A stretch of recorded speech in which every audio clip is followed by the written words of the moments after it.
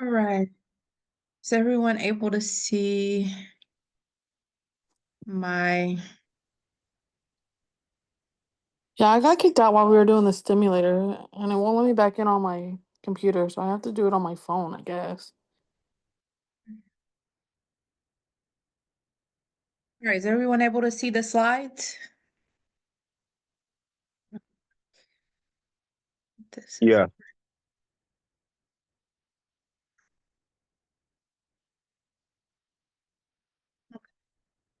all right. So the chapter we're going to focus on this week, it was called radiographic imaging.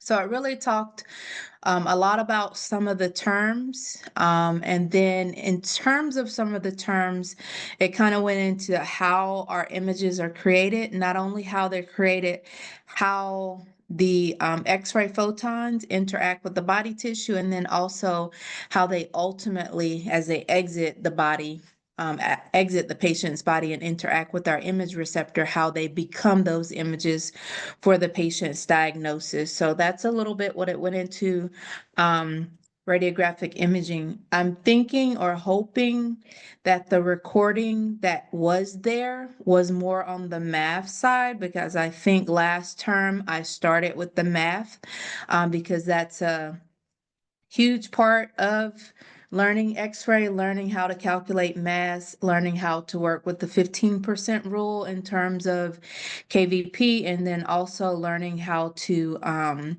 work with the grid factor, and also how SID affects your images in terms of dose. A lot of that algebra is laced into the physics of imaging as well. All right, so in terms of our objectives, here's three of them. So by the time you finish up with this chapter, you're going to have learned about the three main types of radiation. We call it primary, um, scatter, and also remnant radiation. You're going to also learn about how the images are produced in terms of what types of imaging system you might encounter or might use out there in clinic, whether it's a CR system or whether it's a DR system. This chapter also went over um, some of the things such as what you're going to be looking for to determine, what a diagnostic image is or what a good image is.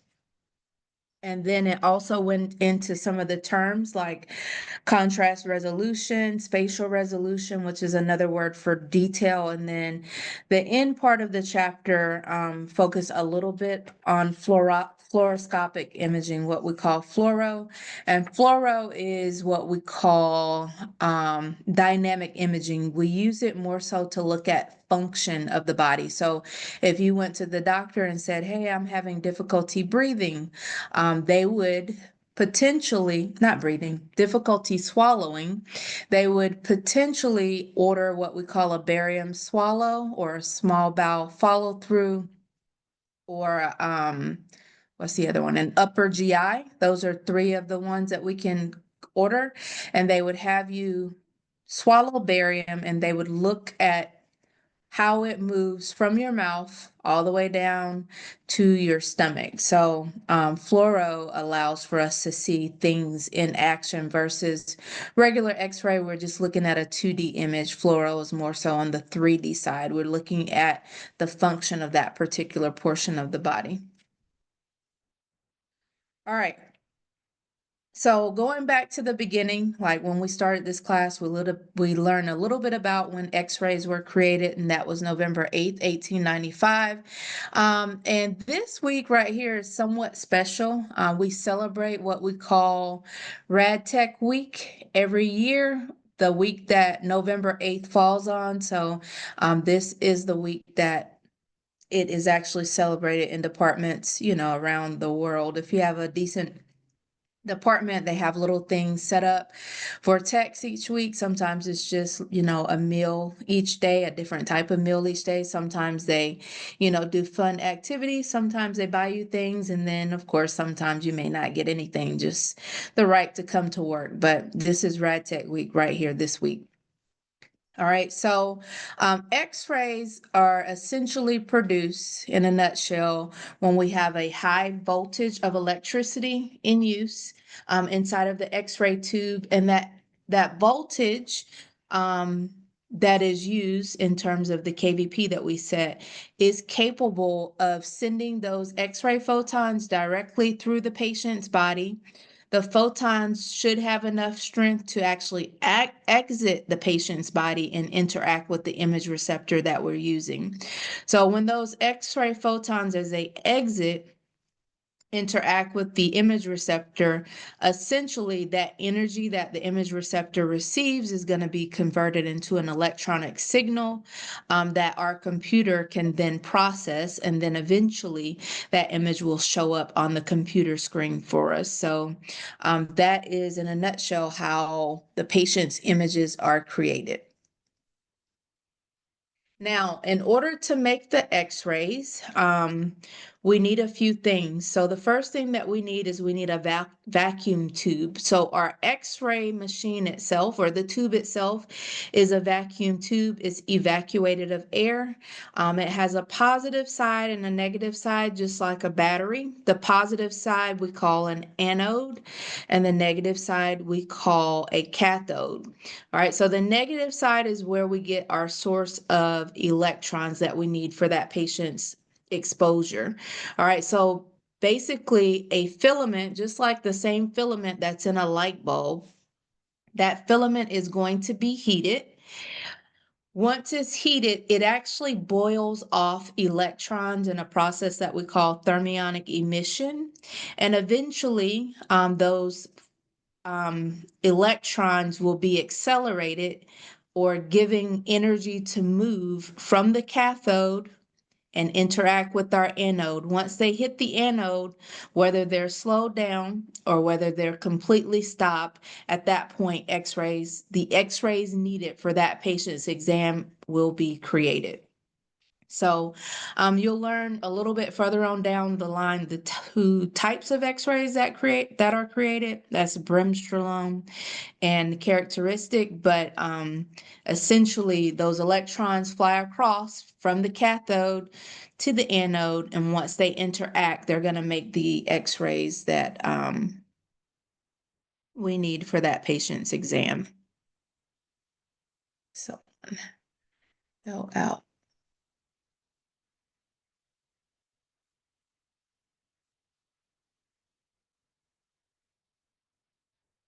All right. So moving on, now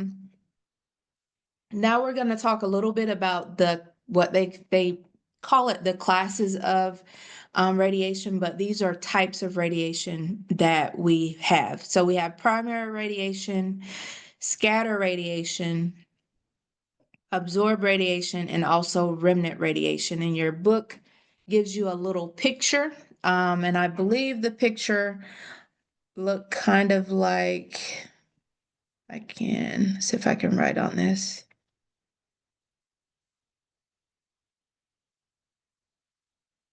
All right, I believe the picture looked kind of like this. We had an X-ray tube at the top. All right, these initial X-ray photons that are exiting the tube, all right, before they interact with our patient, we call that primary radiation. All right, once we get a patient down here and these X-ray photons actually interact with the patient, some of them will be absorbed in the patient depending on the type of body tissue it interacts with. Thicker body tissues like bone absorb more. And thinner body tissues or air-filled organs are going to transmit more. But in essence, when these X-ray photons actually intercept the patient, some of them will be absorbed in the patient and responsible for the patient's dose. Some of them will scatter, and scatter means they're now off focus and they can go in any direction. Scatter photons can hit our image receptor in a place where we don't want it to hit, and if we have not collimated it out, it can put additional contrast on the image that we don't want there, that can fog it, make it more difficult for us to see structures that we need to. And some of these scatter photons, if I'm an X-ray tech and I'm in the room, they can intercept me, and that is responsible for my dose as a technologist. All right, so again, scatter photons are off focus. They can hit the image receptor in a place that we don't want them, or they can hit someone else that might be in the room that would typically be a technologist, or maybe someone else is in there assisting you with holding the patient. All right, the last group is the remnant radiation. So remnant radiation is the remainder. So after we have the scatter and after some are absorbed, some will actually transmit through and hit our image receptor. So the remnant radiation is the radiation that exits the patient and actually, or the remainder of the X-ray photons that exit the patient and interact with that image receptor, and they are actually responsible for the image that's created. All right, so those are the 4 classes of radiation that your book talks about.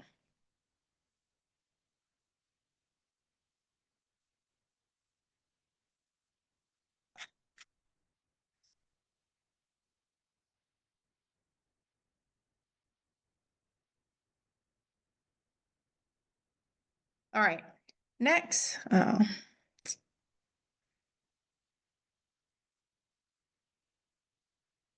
All right, next, here's a term. I believe this term was in your terms, the terms that you needed to define, and that term was called attenuation. And it's kind of like a fancy word for those X-ray photons kind of losing some of their original energy as they pass through any type of body tissue, whether it's the patient's body tissue or whether you're in the room and you happen to be assisting and the X-rays actually strike you as the technologist.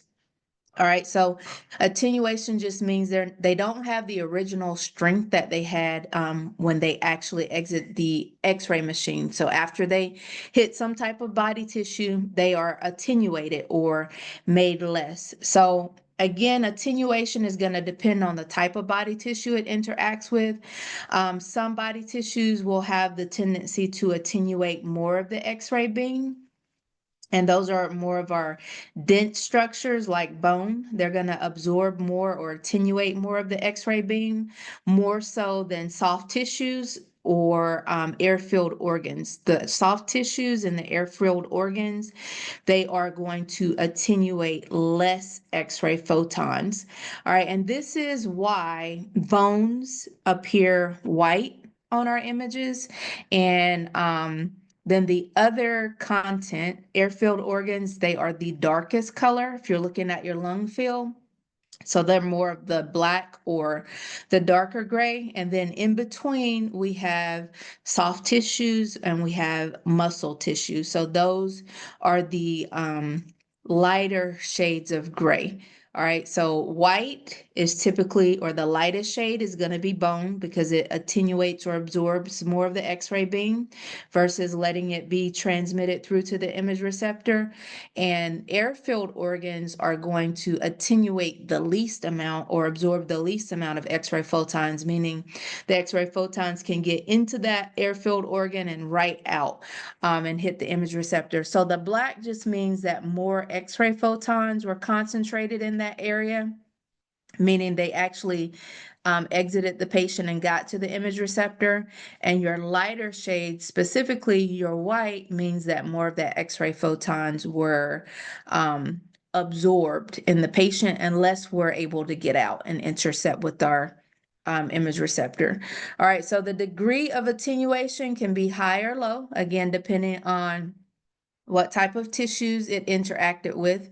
High attenuation occurs in radiopaque materials, meaning those are like your bony structures, and then low attenuation occurs in your more radiolucent body structures like your air-filled organs. So those are going to be responsible for, get my marker. So these are your darker shades.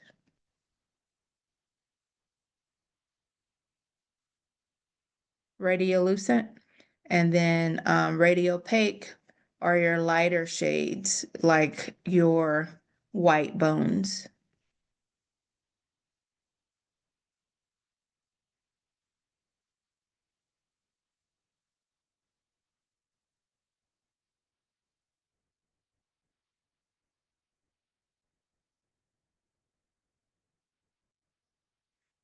All right, and this is just saying the same thing. So based on the fact that we just said that different tissues are going to absorb radiation differently, we can now add, another term, even though this term was not there, this term at the, oops.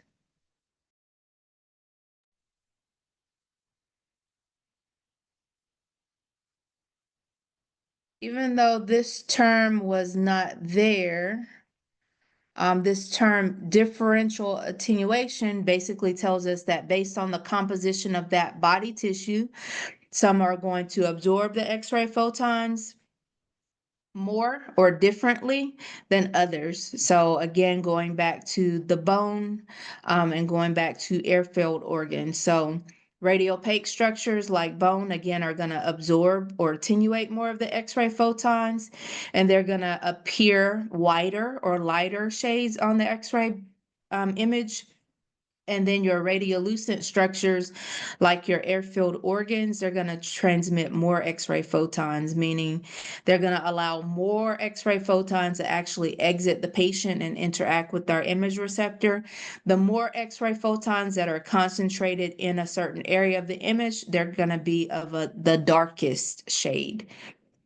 All right, any questions so far?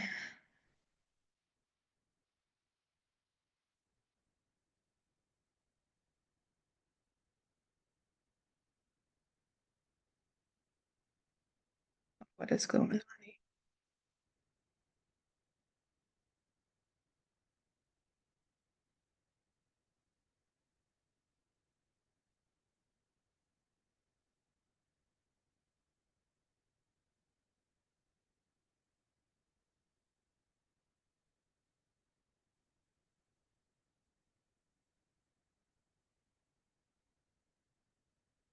All right, I'm not sure what's going on, but can y'all still see the slides? Even though it's not in, even though it's not in like presentation mode? And I can't see you, so let me find you. Yeah, we can still see it. Well, I can see it. Okay. All right, so now we're gonna move on. All right, we were here. All right, we're gonna move on to our technical factors. So for every X-ray, we're gonna need a set of technical factors. So remember the pages that we looked over earlier? They didn't have mass, but one of the technical factors that we need to adjust on that control panel that you're seeing in your virtual simulator is you're going to have to set a mass.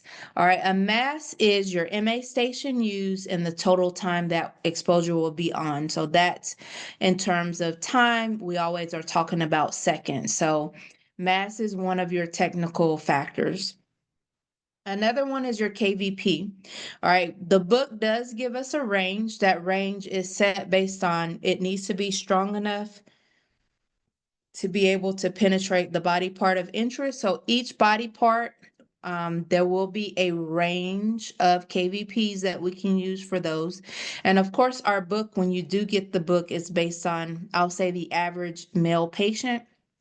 And as you continue to learn technique, which is harder to learn in these days, as you continue to learn technique, you'll learn how to adjust that based on the patient body habitus. So, of course, the ranges that you're seeing in the book, that's not the same range that we would use for a pediatric patient or an infant. All right, though their ranges would be lower because we don't need as much strength to penetrate their body because they're smaller.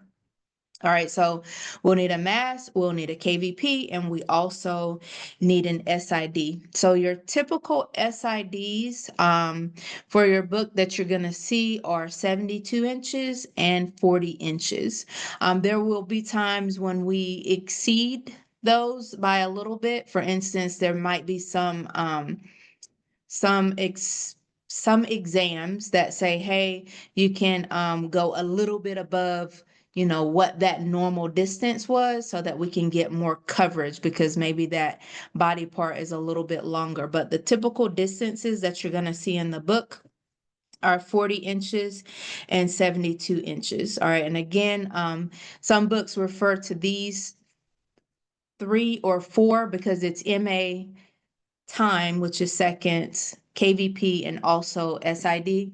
They refer to these as the prime factors. And of course, in order to get a good image, we need to ensure that these are set to what they should be. We got to have the right SID. We have to have a KVP that is capable of penetrating that body part. And we'll talk about mass a little bit later, but mass controls the number of X-ray electrons that are boiled off and available to make those X-rays. So the higher the mass, the more X-ray photons are going to be in that beam. Vice versa, the lower the mass, the less X-ray photons that are going to be in the beam. The higher the KVP, the better we can penetrate the part. The lower the KVP, the likelihood, especially if it's lower than that range that's dictated by the book, the likelihood that we're going to penetrate that part is going to be less. And if we don't have optimal exposure factors, then our images might not be diagnostic in quality, and we may need to repeat it. All right, now we're moving in types of image receptor systems. So even though CR and DR, they're different, they're both types of digital imaging. So CR imaging, it uses what we call a PSP plate. It is an older piece of technology, but it's the first digital piece of technology. So it's more so on the cheaper side. So if you, let's say, wanted to move into the digital world from the past, which was film screen, you could purchase a CR system. And the only thing that you would have needed was your CR cassette and a CR processor. All right, so a very cheap way to get digital. Whereas if you're going into the DR world, whether it's indirect or direct, it's a lot more expensive. You have to change out your entire X-ray system. So CR allows you to still use, let's say, your old X-ray unit, just with new cassette and a new processor. So again, even though CR and DR are different, both they do produce those electronic signals. They do allow, they do have, the computer readout portion, meaning those images are going to be displayed on a computer screen. And at the end of the day, they're still going to be composed of that digital data or those signal values that we need. Now, again, CR uses a CR plate, which is composed of a PSP phosphor. It's, in my opinion, like a reusable piece of film. It captures the X-ray photons that exit the patient. Once we put it in and it stores them there. Once to get them out, we have to put them in a reader, and the reader will release that energy and, of course, read out the digital values that we need. DR, again, it's all of these are digital, but DR uses what we call amorphous selenium. It's a scintillating material, so once it receives the X-rays, it creates light. That light is then captured and stored in digital values or digital format, and then of course, we'll be creating an electronic signal from there. And then indirect conversion uses another piece of I said that backwards. Indirect conversion uses a scintillation material, which is amorphous silicone. And then direct conversion uses amorphous selenium. So when the X-rays hit the amorphous selenium, that energy is captured and it is turned directly into an electronic signal and then pushed to our monitor. The computer can read those values, whereas indirect, the amorphous silicone is more of a scintillation material. So the X-rays hit the amorphous silicone, they create light, that light is captured, and then it's converted into an electronic signal that the computer can read. So doesn't matter which system you use, at the end of the day, they're both digital, meaning whatever image comes up on the monitor, we can alter it in some type of way, just like you can alter it in your simulator. Some of the things that we can do is if we forgot a letter marker, we can put one on there. We can change the contrast and the brightness of the image. So again, all of these are digital types. The only difference between the three, with the exception of, that scintillation material, is the CR does allow you to not have to buy an entire new X-ray suite. You just need the processor, and of course, you need the cassettes for the processor.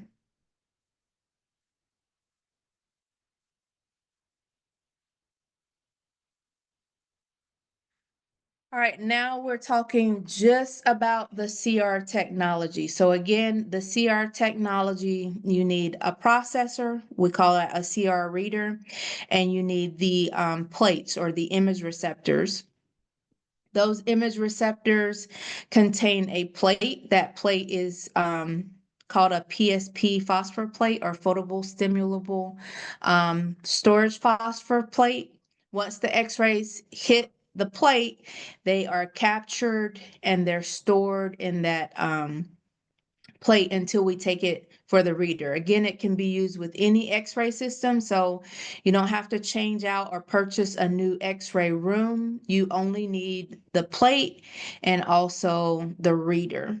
All right, so again, if you did not have digital at all, it allows for what they call the cheaper transition from film screen to digital. So this is the type of technology that initially was out there that everyone kind of jumped on. All right. The PSP plate, if you had to describe it, it's just like a reusable piece of film. We can use it over and over again. When you put it in the reader, it snatches it out of the cassette or not snatches it, removes it out of the cassette. It reads it with the laser. It erases it by flooding it with light. It puts it back into the cassette. And once it ejects it, we can use it again on the next patient. All right, once the data is received and turned in an electronic signal, that image will be viewed on your computer monitor.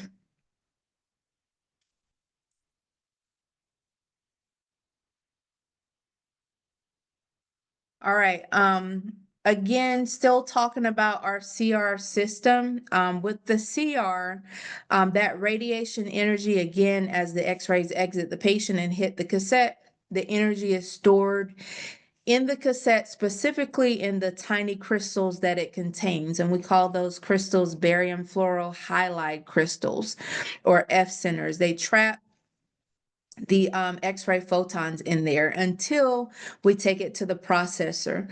For our images to look, no matter what type of technology that we're using, for our images to look good or be diagnostic in quality, we still have to set exposure settings on the control panel that will be optimal for that particular exam. So that means we've set a mass, we've set a KVP capable of penetrating that part, and we've used the appropriate SID.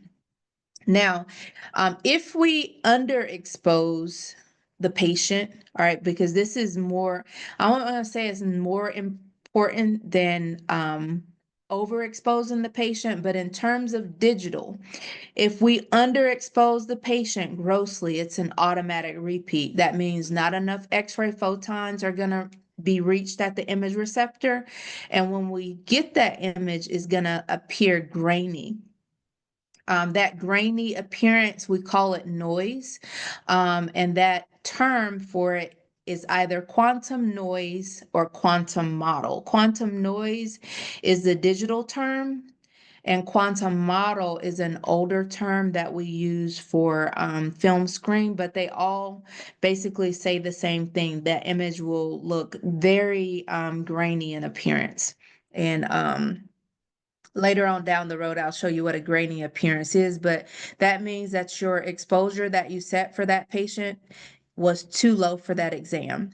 Now, we can also overexpose the patient, but as long as it's not gross, unfortunately, you've done just that. You've overexposed the patient, meaning you've used a technique that was too high for that exam. But unfortunately, with digital, as long as it's not, let's say, grossly over, meaning you'll have a saturated image, you still might get a good image even with an overexposure. All right, so again, with your CR technology, once you've taken the image and you put that CR plate or cassette into the reader, it will pull the PSP plate out. It's going to scan it with a laser to help release that stored energy.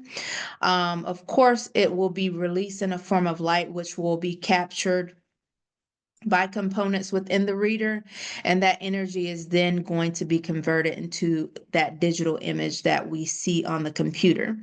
Now, everything that is stored within the plate before we read it, we call it what we call a latent image. A latent image is an invisible image. Once we put it in the reader and it retrieves all of the information and we now see it on the computer screen, we then call it a manifest image. So a manifest image is the image that we see on the actual computer. Now, some of our CR readers, again, they can process, and I think there's a picture in your book. We can have single plate readers where we need to process one at a time, and then we can have multi-plate readers where we can stack 4 to 5 plates in. It will extract the information and process them at a higher volume versus just the single reader. So depending on your department needs, you would have needed to purchase either a single reader if it's low volume or a multi-plate reader.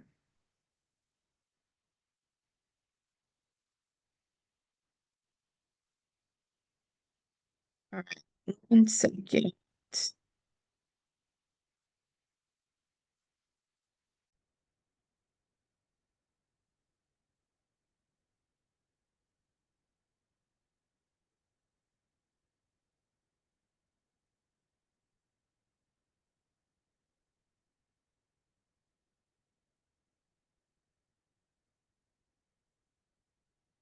All right, so now we're moving on to your digital radiography, or what we call DR. So this is the type of technology where we use a flat panel detector instead of those PSP plates that we were talking about earlier.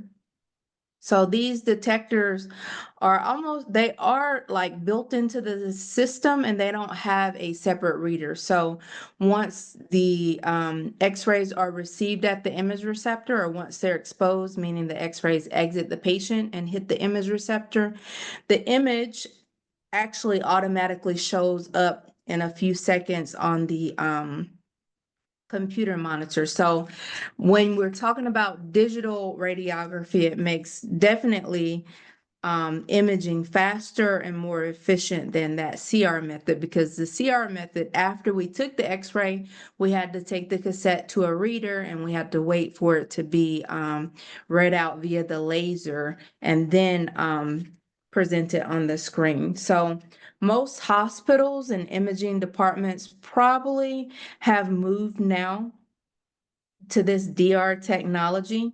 And the DR technology, it can be classified in 2 ways. It can use an indirect technology, or it can use the direct technology. And we kind of talked about it on the other screen earlier when we were talking about the amorphous silicone and the amorphous selenium. One is the direct component, and one is the indirect component. So again, with digital radiography, direct digital or indirect digital radiography, we don't have that plate reader that's needed like our CR technology. All right, so when the x-rays again hit these digital detectors, they do create small electrical charges within the detector, and those charges are typically proportional to the amount of radiation that is received at that area, or that DIL, that area of the image receptor. All right, so it starts out as an analog signal, and then it does eventually get converted into a digital signal or digital data, or basically numbers that the computer can understand and then process into that digital image that we need. All right, the computer then takes those digital values or that digital signal, and it creates what we call a histogram. I do believe that histogram might have been a term this week, but if it wasn't, do your due diligence and look up what a histogram is. It's basically like a graph of those signal values, and then the computer takes that information, and it rescales that information in an attempt to make the image for us. It attempts to make the image look right by applying different brightness and contrast levels based on stored lookup tables. Also, if lookup table was not a term for you this week, go ahead and look it up. Lookup tables basically and the histograms basically correspond with each body part. So each body part, when you go to that control panel and you select, I want to do the chest, I want to do a lateral chest, there's a stored histogram and a stored lookup table in the background that when the computer receives that digital information or that computer information, it tries to match it up with the appropriate histogram and lookup table to present the best image for us on the computer screen. All right, so indirect DR. So indirect systems versus direct systems. So indirect DR systems, they have, again, that special scintillator material, and that material is amorphous silicone. All right, amorphous silicone, once the X-ray photons hit it, it converts those X-rays into light first, and then that light is, of course, captured and is turned into an electronic signal. And it's called indirect because the X-rays are first converted to light before they become that digital data or electronic signal that we need.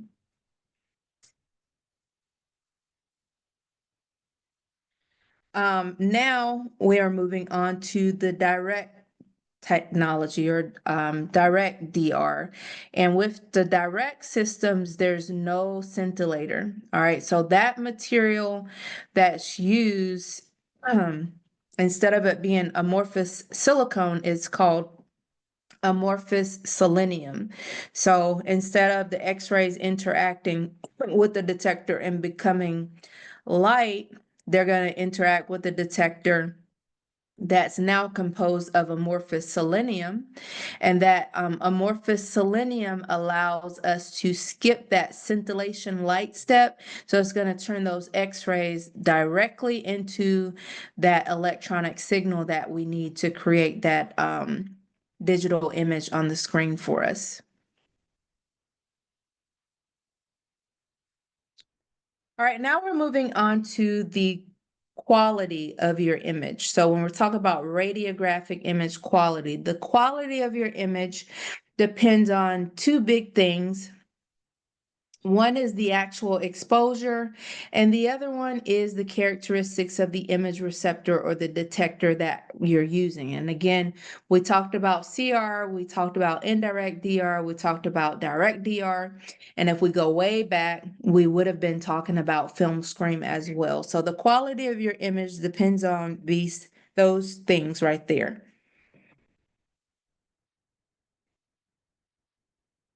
All right, so now we're moving on to your primary image quality factor. So when we talk about image quality, we do focus on those two big categories that we discussed in the previous slide, and those were your signal value or image signal.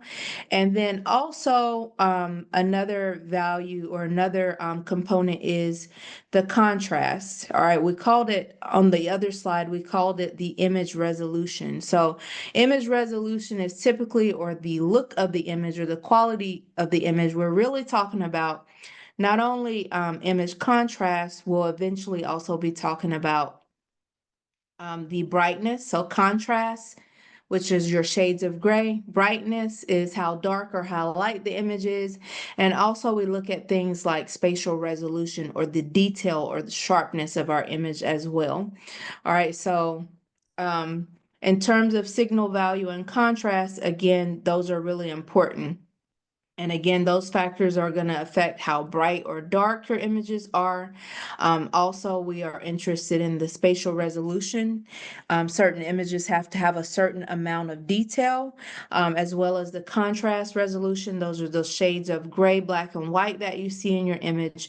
And also, you know, these things are also going to affect how sharp your image is or how detailed your images are as well, because depending on what they are, some images we need to see a lot of detail. If we're talking about the lungs or the chest image, as you saw in these slides, we were looking at the lung markings. And then when we're looking at bone, we look for things like the bony trabeculae. So the images have to have a certain amount of spatial resolution, which is detail, and also different shades of gray, black, and white as well. All right, the next slides or next couple slides, we're going to be talking about your image signal values. And those signal values, they are basically determined by how much radiation actually hits or is received at that image receptor. And again, if we're talking about and underexposure, we talked about a little bit earlier, too little exposure can make for us having a noisy or grainy image, quantum model or quantum noise, which will require a repeat. And of course, too much exposure, which is bad for the patient. We always want to ensure that we're using the lowest dose possible, is bad for the patient. And if it's too excessive, it could also affect the image in terms of having saturation of the image. But in most cases, if we don't grossly overexpose the patient, we will still get a good image. We have to grossly overexpose it in order for it to be saturated. But even though the image turns out probably good in terms of diagnostic quality, we still overexpose the patient. All right. So lots of factors do weigh in or change the signal value for us. So exposure factors will affect the signal value, meaning how much X-ray will be able to penetrate the patient and reach our image receptor. All right, and we already learned those were our KVP and also the mass. Your patient body type will also affect your image. So when we talk about tissue thickness, tissue composition, and also pathology. In terms of tissue thickness, is the patient hyposthenic, hypersthenic, muscular, asthenic, hyper, um, feel like there's one more. And sthenic, meaning average, large, super skinny, etc. Tissue composition, is it more soft tissue, fat tissue, muscle tissue? Is the patient more muscular? Or are we looking at bony structures versus air-filled organs? And then also the type of pathology. Is that patient, do they have osteoporosis? Do they have some type of, let's say maybe they have a knee replacement or a shoulder replacement, so additional artifacts, so to speak, within the patient that we might never be able to penetrate. Are they emaciated? So things of that nature could affect the patient characteristics. Going back up to beam quality, beam filtration, it's a little bit early to talk about beam filtration, but those are things that could be required within the system, depending on how much kVp you operate at. So any system that operates above 70 to 75 kVp, it needs to have, by law, 2.5 millimeters, 2.5 millimeters of aluminum or aluminum equivalent, or we can have added filtration as well. In terms of distance, we're talking about SID. You can use the inverse square law which is a mathematical equation to say, hey, I know I'm supposed to be at this SID, but I'm at this SID. At this initial SID, I know that I needed to use this technique. Now, what technique do I need to use now to ensure that I have a good image on the repeat? Or on the next image based on the fact that I'm at a new SID. So some math equation that we'll talk about. Radiographic grids, if we're using a grid, of course, we need to increase our technique from a non-grid. So again, that one is a math equation. X-ray beam modifications, we're talking about collimation there, more collimation versus less collimation. Of course, we want the least amount of collimation. We don't want to X-ray more than we should be X-raying. And then, of course, last but not least, we have IR characteristics. So whether we're talking about a film screen image receptor, a CR image receptor, or a DR image receptor, they all are differently affected or differently react to the radiation received. So all of these things do affect the signal value or the information that's received at the image receptor. All right, so now we are moving into our math portion. So one of our primary exposure factors, we said it was mass. All right, mass is a combination of your MA station and the time in seconds, meaning the amount of time that exposure is on, and it represents the quantity or the number of X-ray photons that will be produced and are in that beam. All right, when it says it has a direct relationship, that means that as the mass increases, meaning you increase the mass, you will have more X-ray photons in that beam or more dose to the patient. And as the MA station or the mass decreases, that patient will receive less dose because there will be less X-ray photons in that beam and able to interact with the patient. Calculation wise, we're talking about MA times the time in seconds. That is how we calculate the mass. All right, now I think on the other recording, we did a few examples, but this is just an example of calculating or how we calculate mass. So we're using a 200 MA station, and that exposure will be on for 0.020 seconds. So on all of these, this is your MA station, and this is your time. So MA times the time in seconds gives you the total mass for that exam. All right, if in any case you double the MA station, even if you're going to keep the time the same, that will double the mass. So this was the original mass right here. As you can see right here, we doubled the MA. And overall, that caused the mass to be doubled. All right, so keeping that the same, let's stay with that. We've doubled the MA. Now, if we double the time in terms of seconds, we have now doubled the overall mass. And last but not least, going back to the original one, and this one went up a little bit more because we more than doubled the time in this one, as you can see, going back down to the original 200 MA station.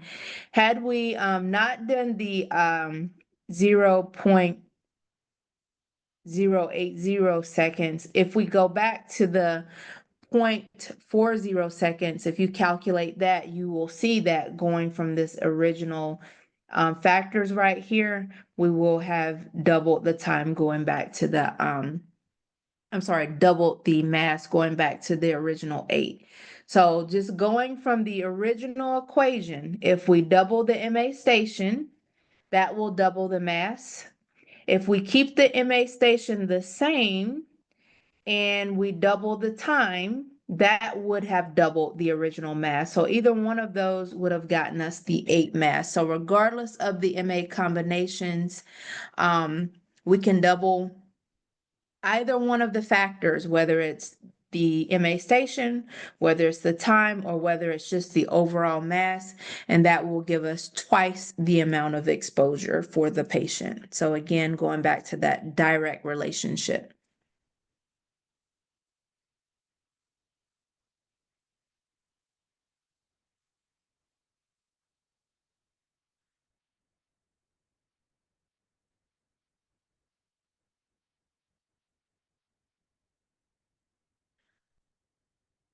All right, now the next slide is just talking about the different patient factors. So again, we said that there are other factors that can change the signal value, meaning how much X-ray photons will reach the image exposure. So the patient and their tissue characteristics are going to affect that value. So density, or how dense the patient is, that's characterized under thickness and also composition.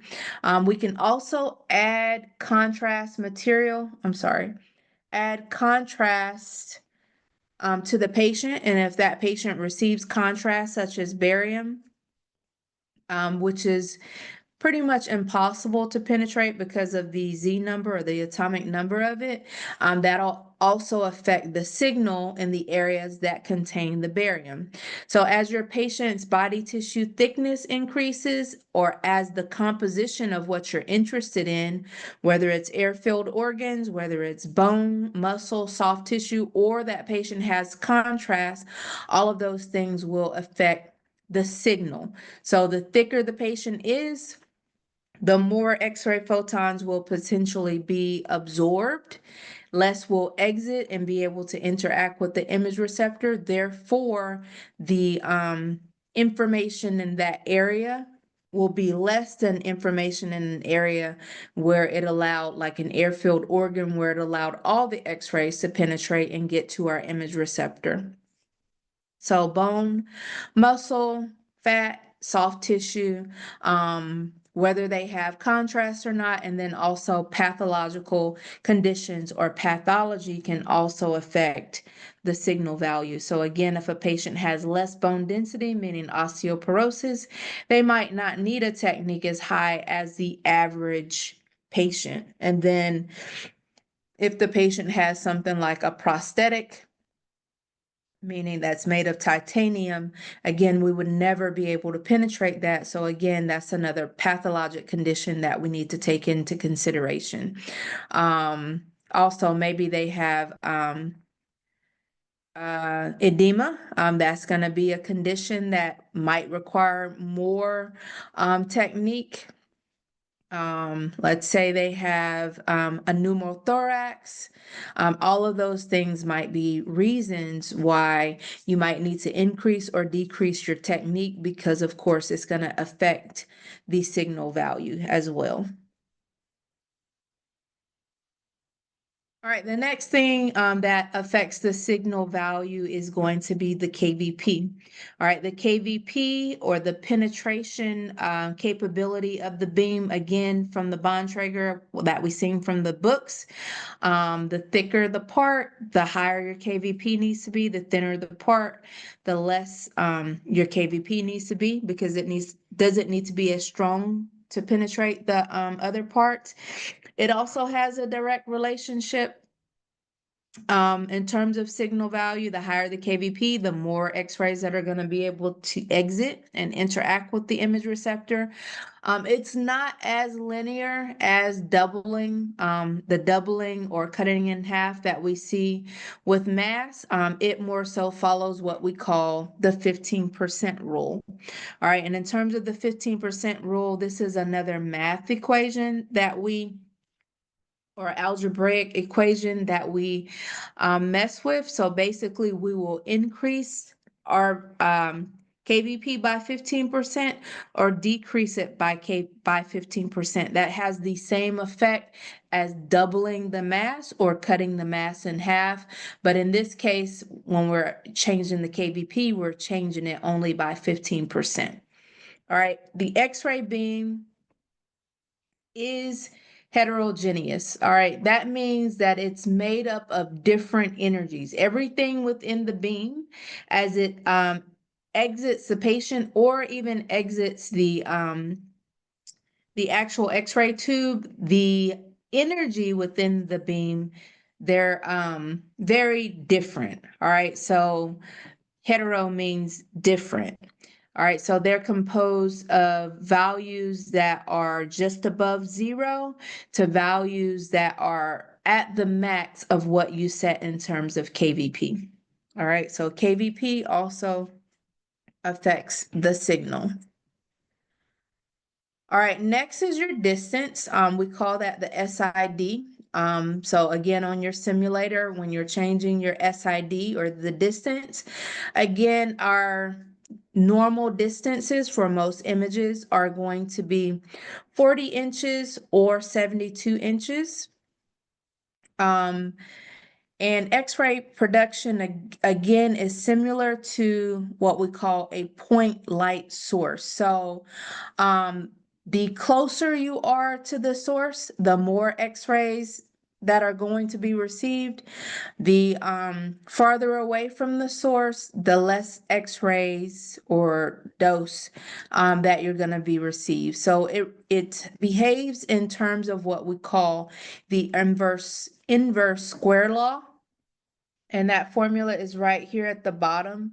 I like to write mine like this.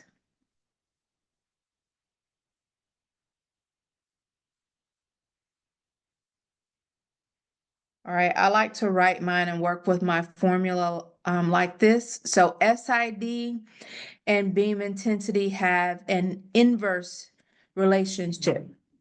So let's say we have a campfire and this is a patient or this is a person. All right, and X-rays behave the same way. At 72 inches, I'm gonna feel some heat from the source.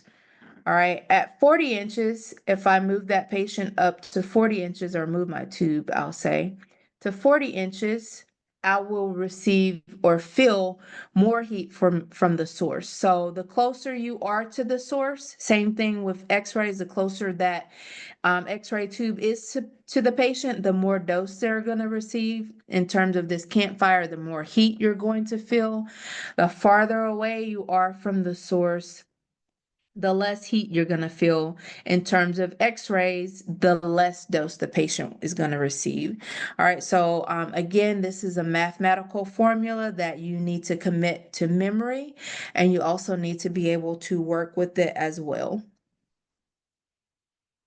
All right, so just like we can work with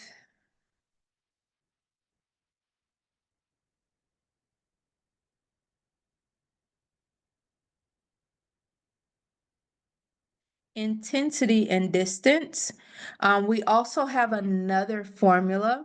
So and now instead of knowing how much radiation dose the patient receives based on a certain distance, this is us manipulating the mass as a result of the change in distance. So just like the other formula, I like to work with mine in this format. And again, this is another equation that you need to memorize.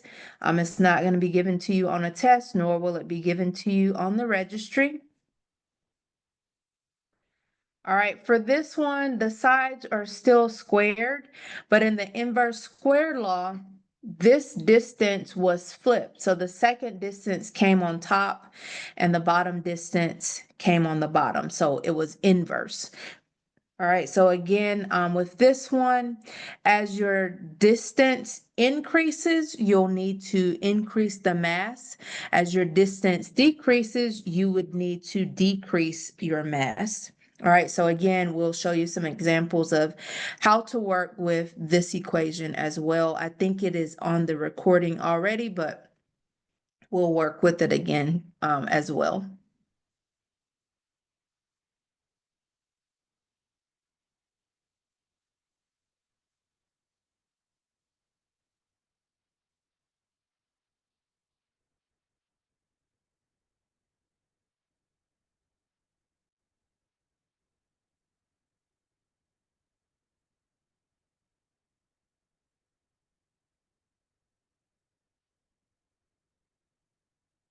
All right, now the next slide is talking about beam modification. So ways that we could change or things that can affect our actual X-ray beam or what is composed or what is within our X-ray beam.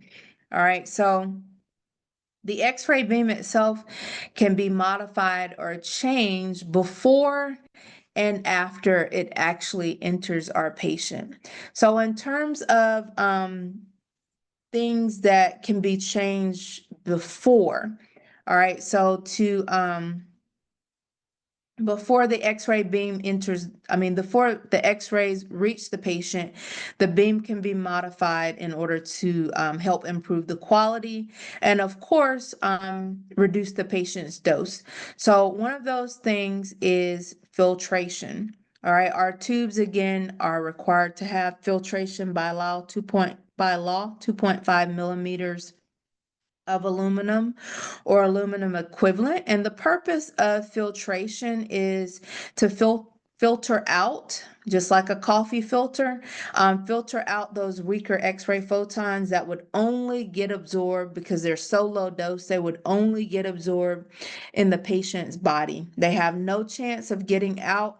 And if we did not filter them out, they would only increase the patient's dose unnecessarily. So our tubes do have filtration. All right, another thing that we could have is your primary beam modification. All right, primary beam modification in terms of things that we can do, we can collimate. And later on down the line, of course, we could use what we call a grid, which is further on down the road.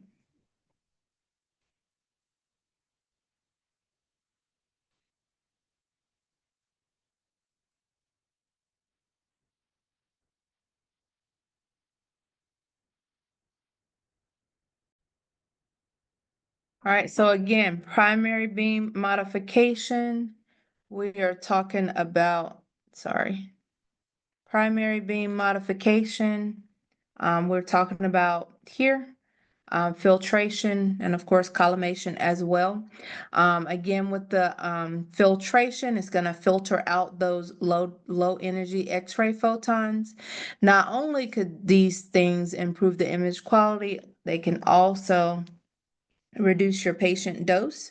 All right, so filtration again by law, 2.5 millimeters of aluminum or aluminum equivalent. Beam limitation, that's how we're gonna reduce the amount of area that's being x-rayed. All right, not only does that help the patient, it also cuts down on scatter control as well. And then last but not least, we could use a grid as well, but that's further on down in our lecture.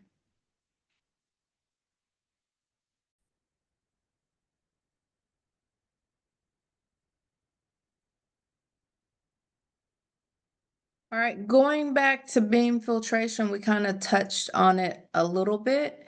It is considered to be a primary beam modifier. So we're modifying that beam as it exits the tube, but before it actually interacts with our patient. So the filtration material is placed between the X-ray tube and the patient. So typically inherent, what we call inherent, meaning it's within the X-ray tube, and then also added filtration as well, which is outside of the X-ray tube. All right, the job of filtration again is to remove low energy X-ray photons for our beam. So those are the that are so low that even if they did get to our patient, they will not be strong enough to actually penetrate the patient. So they would only increase the patient's dose. So just like a coffee filter, you use a coffee filter so you don't get those grains of coffee or tea, the bad parts into your drink. This is the same thing. We consider those low energy X-ray photons bad for the patient. They only increase their dose, so we should filter it out. So again, by law, we need to have 2.5 millimeters of aluminum or aluminum equivalent in our X-ray machines that operate above 70 to 75 kVp. Also, filtration, the goal is to remove all of those soft energy X-ray photons. It reduces the patient absorbed skin exposure. So again, it doesn't affect the overall intensity of the beam, even though it filters some out, we now have a higher energy beam. So one illustration that I've heard from, if you subscribe to RadTech Bootcamp or Clover Learning. It's the same platform, just an older name. They had a video that says, it describes if you had a bunch of grades and I said, I want to drop your lowest grade, it says, what happens to your overall grade? Well, if I drop your lowest grade and average the rest of the grades, the overall grade would increase. So that's the same thing that we're doing with our filtering out those low energy X-ray photons. The overall energy or the average energy of the X-ray photons that remain in the beam would increase. So beam filtration is really important for us.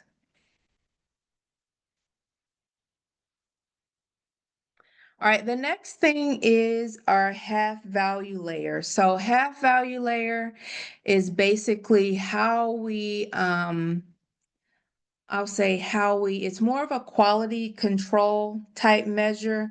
It's basically how we measure the strength of our X-ray beam. It's not something that we do every day, but with half value layer, um, is basically a measure of the thickness of the material that we need to reduce that X-ray beam by half. So, for this one, it is 3 to 5 millimeters of aluminum or aluminum equivalent. All right, so again, more of a quality control um, factor. We would have someone come in to test our equipment to ensure that it's operating properly. They would insert at least 3 to 5 millimeters of aluminum in the path of the beam, and they would place a reader underneath the beam. All right, and once we add 3, but no more than 5 millimeters of aluminum equivalent, it should reduce the beam by 1/2. So let's say I set 100 kVp on my control panel. Once we have added 3 up to 5 millimeters, what should be reading on the meter underneath is half of what is set on our control panel. So if it was set at 100, what should be reading after we have inserted this amount of aluminum or aluminum equivalent in the path of the beam should be reduced to 50. That is what the meter should be reading. So again, this is more of a quality control check to ensure that our equipment is functioning as it should.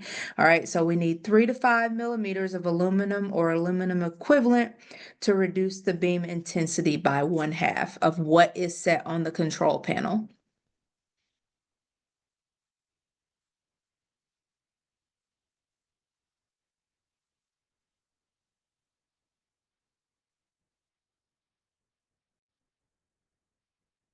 All right, next we're going to talk a little bit about scatter radiation. Again, we already talked about what our 4 types were. We talked about the primary beam. We talked about the remnant beam. We talked about scatter radiation earlier, and we talked about, I think, absorb maybe. Let's see. Primary radiation, scatter radiation, absorb radiation, and also remnant radiation. So here we're talking specifically about scatter radiation, which is not good. So scatter radiation happens when our X-ray photons hit the patient and they bounce back in different directions. So again, just like when people scatter or things scatter, they go in all directions. This is the same concept as scatter radiation. So scatter radiation, we say that it doesn't add any useful value or information to our image. And in fact, if we have too much scatter radiation, it can actually affect our image in a negative way, creating what we call fog on the image. So going back to when you're driving, what does fog do for you? Well, for me, it makes it difficult to see where I'm going. Same thing for an X-ray image. If there's too much fog or too much scatter, it makes it difficult for us to see what we actually want it to see. So it actually puts extra contrast in the image that we don't want. So we do need to control scatter. And one of the things when we control scatter, it helps improve the overall image quality. So some of the ways that we can control scatter, the first way, we're going to always collimate or have some sort of beam restriction. So when you're using the virtual simulator and you're seeing that light field get smaller or larger, we're only going to x-ray the part of interest, no more than what we need. Now, of course, when you get to places like if you work in ortho, they x-ray a little bit more than they should, but that's just their practice. But we always want to restrict our beam collimate as much as possible, ensuring that we always get what we need. All right, another way to improve scatter is we can use a grid. Any Bucky work uses a grid. So upright Bucky, we have a grid in there. It's called a Potter Bucky grid. Also, the table Bucky has a grid built into it.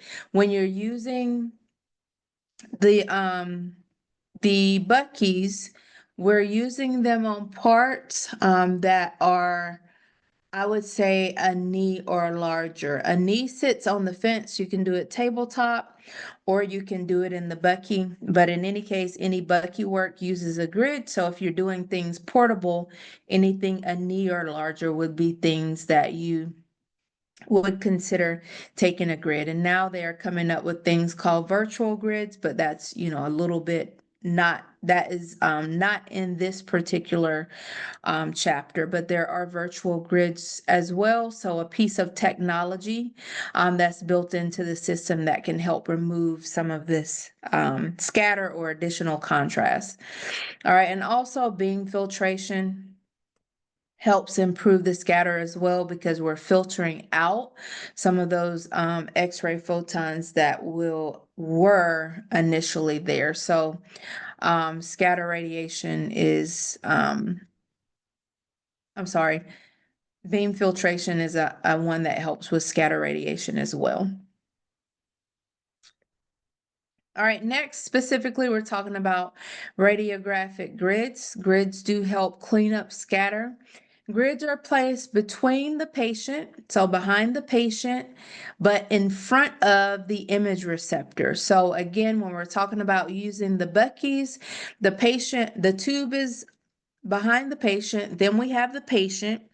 There will be the grid, and then the image receptor will be placed behind the grid. So even though you can't see the grid, but when we are using anything Bucky, sometimes you can hear the grid moving because a Potter Bucky grid does reciprocate or move back and forth to help blur out some of the grid lines. So again, grids are placed between the patient and the detector or the image receptor. They are usually made up of lead strips, and those lead strips help block the scatter radiation, but they do allow the primary radiation to pass through, especially if it's not off focus. All right, anything that is considered to be off focus will hit that lead strip, and that lead strip would absorb it, not allowing it to go through and interact with the image receptor. So again, grids help improve the image quality and also the detail as well. They help reduce the fog by actually absorbing that off-focus radiation, and as a result, they help improve image contrast. So again, grids have a grid ratio and also a grid frequency, and it's usually some number to the number one. So, oh, I'm getting ahead because that's actually on the next slide. All right, so again, grids are described according to their grid ratio and also their frequency. They're usually, or they are constructed of lead strips and a radiolucent interspace. So the interspace is the area that allows the X-ray photon to slide through and interact with the image receptor. If the X-ray photon is off focus and actually hits one of the lead strips, it'll be blocked and it won't allow it to interact with our image receptor. All right, so here are your, specifically when we're talking about the characteristics of the grid, it comes with a grid ratio and also a grid frequency. Grid frequency is basically the number of lead strips per centimeter. So as you can see at the bottom, 85 lines per inch or 103 lines per inch. That's just an example. And then we have your grid ratio, and it tells you the height of the lead strip per the distance of the lead strip. And it's usually listed, and you can see these on the older grids as 5-1, 6-1, 8-1, 10-1, 12-1, 16-1, whatever that ratio for the grid is. The higher the grid ratio, the better it is at cleaning up scatter. But on the back side, the higher the grid ratio, the in terms of changing the technique that you need for that, you will have to increase the technique because it will be more efficient at cleaning up scatter. That means it is blocking some of the original X-ray photons that were in the beam. So even though a higher grid makes for a better picture, you will have to increase the technique more for a 10-1 versus a 6-1. And if you're increasing the technique, that means the disadvantage of using the higher ratio grids is that you're increasing the patient's dose. So you have to weigh, not that you have a multitude of grids available to choose from. It's not like a shoe store where you can just choose whichever one you want. Your facility will have, just a couple grids available, and those are the ones that you will use. So you won't have a whole bunch of options available, but just know that if you're using a grid, you might need to increase the technique for that patient's exam.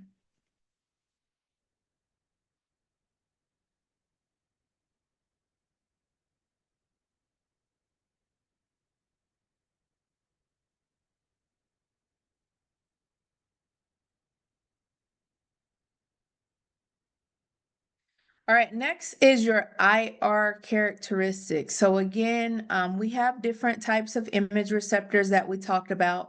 So going back in the days, we used to have film screen. All right, then we transition into CR. And then, of course, now we're more so into DR, whether it's direct or indirect systems. CR, DR, whether it's indirect or direct, they all are digital, meaning those images actually show up on a computer monitor and we can post-process them, meaning we can change the way that they look. All right, so your image receptors receive and also detect the radiation that's going to pass through the patient, exit as remnant, and interact with our image receptors. So two of the most important or more important factors that you're dealing with these digital image receptors are going to be your fill factor, which basically tells us how much of the detector surface actually is going to capture that radiation. And so meaning a higher fill factor means that it's going to be more sensitive, able to capture more radiation. And then we also have a sensitivity factor, sensitivity level. So basically how easily that system is able to detect the use of radiation. Some systems can detect lower levels or lower energy levels than others. So fill factor and sensitivity level are going to be really important characteristics when it comes to our IR capabilities. So IRs, again, they detect the remnant radiation, radiation that leaves the patient, interacts with our image receptor, and in terms of digital, it's going to convert that signal that it receives into the electrical signal needed to create the data available for that patient's image.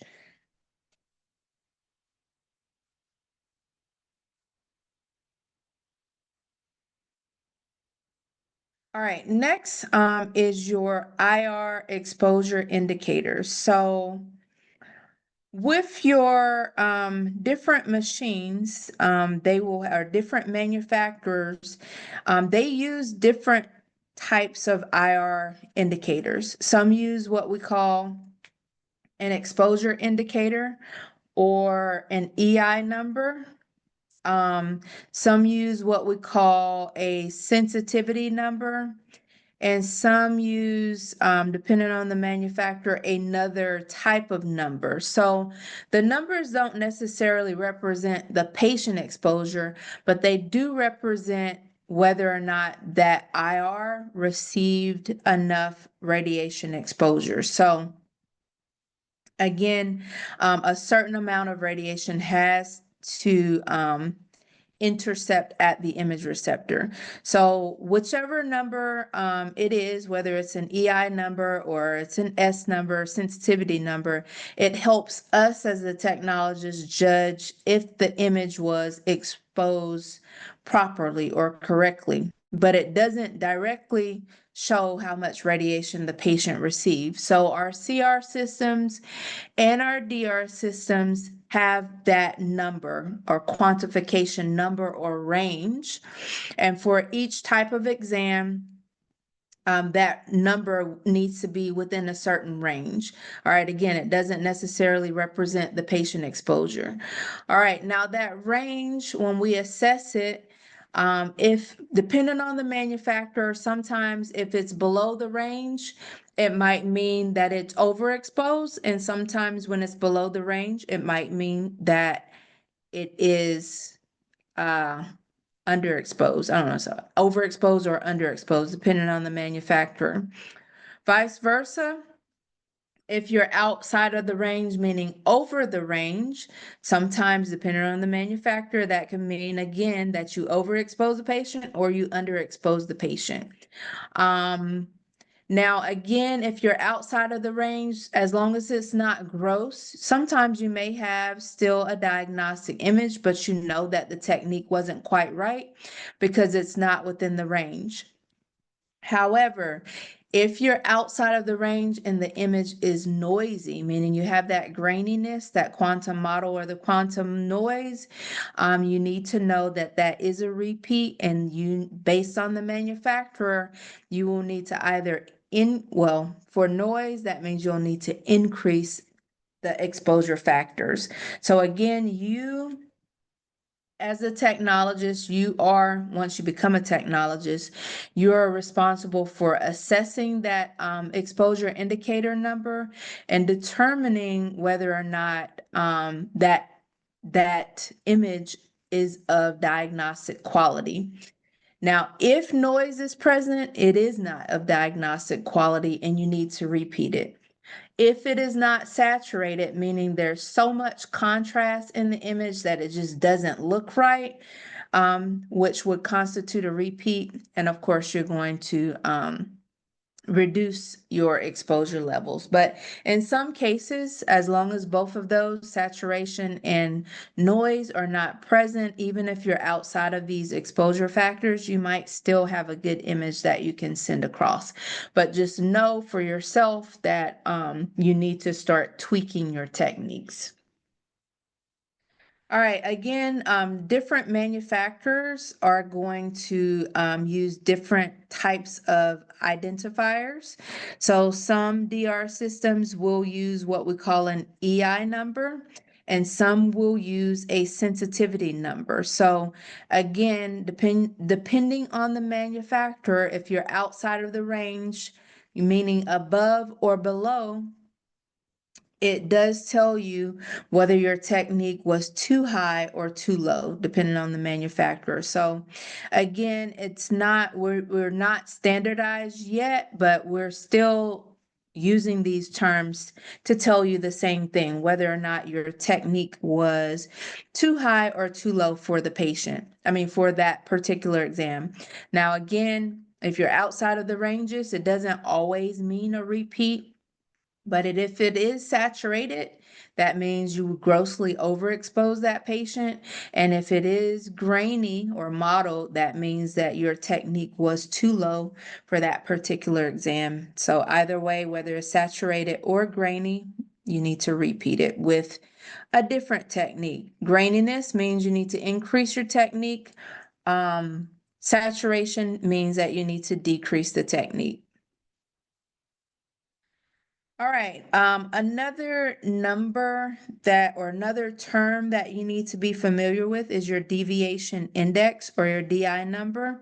That number was kind of used or created to help standardize the exposure readings across the different systems. Again, it kind of compares the actual exposure to what we call a target exposure, or an ideal number, or an ideal exposure.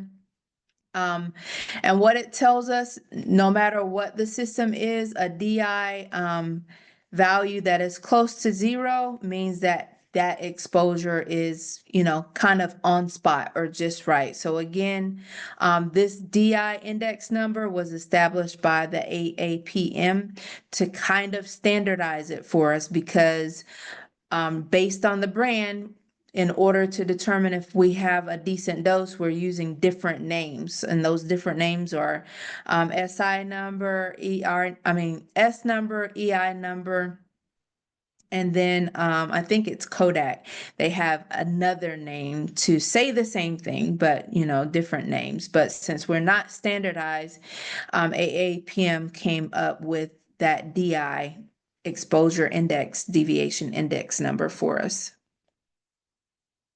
All right, and I think that there is an image in your book. There is a table there for us. And that table, in terms of the DI numbers, yes. So it talks about index control limits for clinical images. All right, so if your DI number is greater than 3, that means that you have excessive exposure, and it wants you to repeat it only if the anatomy is clipped or burned out. All right, so again, even though you might have overexposed the patient, it doesn't necessarily mean that you need to repeat it. If that DI number is +1 to 3, it still does indicate that there is exposure. Again, we're gonna repeat only if the same thing, if your anatomy is clipped or burned out, that's when you take the opportunity to help, to not help, to improve. If your DI number is 0.5 to -0.5 to 0.5, that's a target range for us. So it's pretty good. If your DI number is less than 1, that is considered an underexposure. Again, in terms of whether or not you're going to want to repeat it, it does recommend that you consult with a radiologist. But if it's grainy, you definitely want to repeat it. And then if your DI number is less than 3, that might indicate, and it might indicate visually because it's going to potentially be grainy. That is a gross underexposure, and you might need to repeat that. There was another chart in your book, going back to this previous slide where it talked about exposure indicator numbers, S numbers or EI numbers. It talked about the ranges for the different brands. Again, the manufacturers that it talked about in the book were Carestream, which is a brand, Agfa, Fuji, Philips, and Conoco, and also Minolta. These are different manufacturers, and it tells you what ranges indicate an overexposure versus what ranges indicate an underexposure. And as you can see, the numbers, if you're looking at your book, the numbers ranges are very different. So again, since these are not standardized, we kind of depend on this DI or deviation index number, which was, established by AAPM, which is the American Association of Physicists in medicine. They established the more of a, I'll say, a universal language for us to use.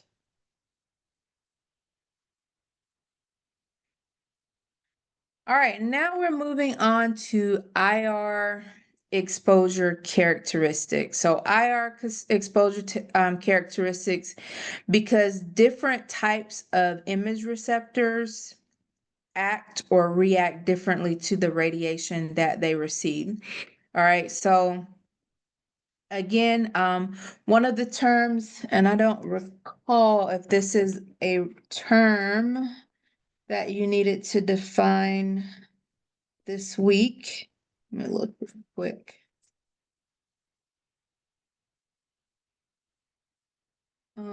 Exposure light. Yeah. So one of the terms that you needed to define this week, and these are IR exposure considerations as well, is your exposure latitude.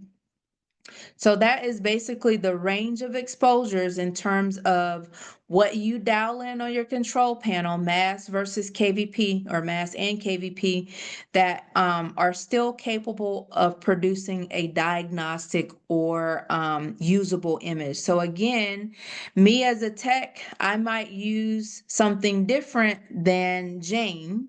Although our exposure factors are different, our digital systems give us a wide latitude. So even though our exposure factors are different, we still might both get a really good diagnostic quality image. So digital gives us a wide exposure latitude, meaning I can use something very low and you can use something very high in terms of mass or KVP, whichever one you want to use. I mean, we do have to have a mass and a KVP, but some techs like to use high KVP, which is recommended for digital, and some techs like to use a higher mass, which is more so the older way that we used to do things. We used to have a higher mass. So again, Digital systems have a wide exposure latitude. All right, the next one was dynamic range. So dynamic range is basically how wide of an exposure range we can use and still it can be detected as the image receptor. So the same thing. Digital has not only a wide exposure latitude, meaning different techniques can be used per tech and still get a good image. It also has a wide dynamic range, so it can detect those very low doses and it can detect very high doses as well. All right. Another term that I do believe that you needed to defined this week was data drop. So again, if we have too much exposure, it could actually cause data loss. While and if we have that data loss, that could affect the image. And if we have too little exposure, that can affect it in terms of having a noisy image. All right. Now that detector saturation. Again, loss of image features due to regional data drop, meaning we have too much exposure. Um, and that image again appears if we're having it or seeing it. There's a lot of contrast there, so much contrast that the image just doesn't look right. And then another term that you probably had to define is automatic rescaling. All right, automatic rescaling, the computer system is going to use the the data received based on the exposure that was received at the image receptor, and it's going to try and match it up with the lookup table and also the histogram that's stored in the background. All right, with automatic rescaling, it tries to take the data received again and it tries to account for those extremes if we had extreme exposures on the low end or the high end, and it tries to present to us the best possible image before we do any of the post processing. So this is something that the computer software does for us in the background. All right, next is automatic rescaling, still going just a little bit more into it. That's again that software that's within the system that tries to automatically adjust the brightness and the contrast. Brightness is how bright the image is. Contrast is like the shades of gray that are in the image. And even if the exposure isn't perfect, this automatic rescaling or this software tries to make or give us or present to us the best image possible. So what we can do though to help out this automatic rescaling is we can make sure that we're going to avoid very low exposures that would give us potentially a grainy or noisy image, quantum noise, quantum model. So making sure we have the best possible exposure, keeping with Alara.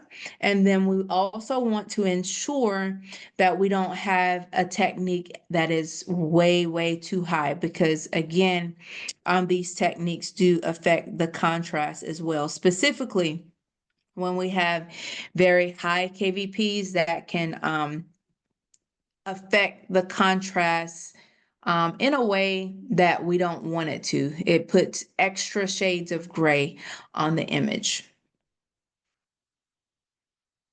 All right, the next thing that we're going to talk about is our image display parameters. So in terms of image display parameters, we're talking more so about I'll say the brightness level and also the contrast level. So in addition to the detail of the image, we have the window level and we also have the window width. So in terms of post-processing, these are things that we can move on the image, meaning we can increase them or decrease them, widen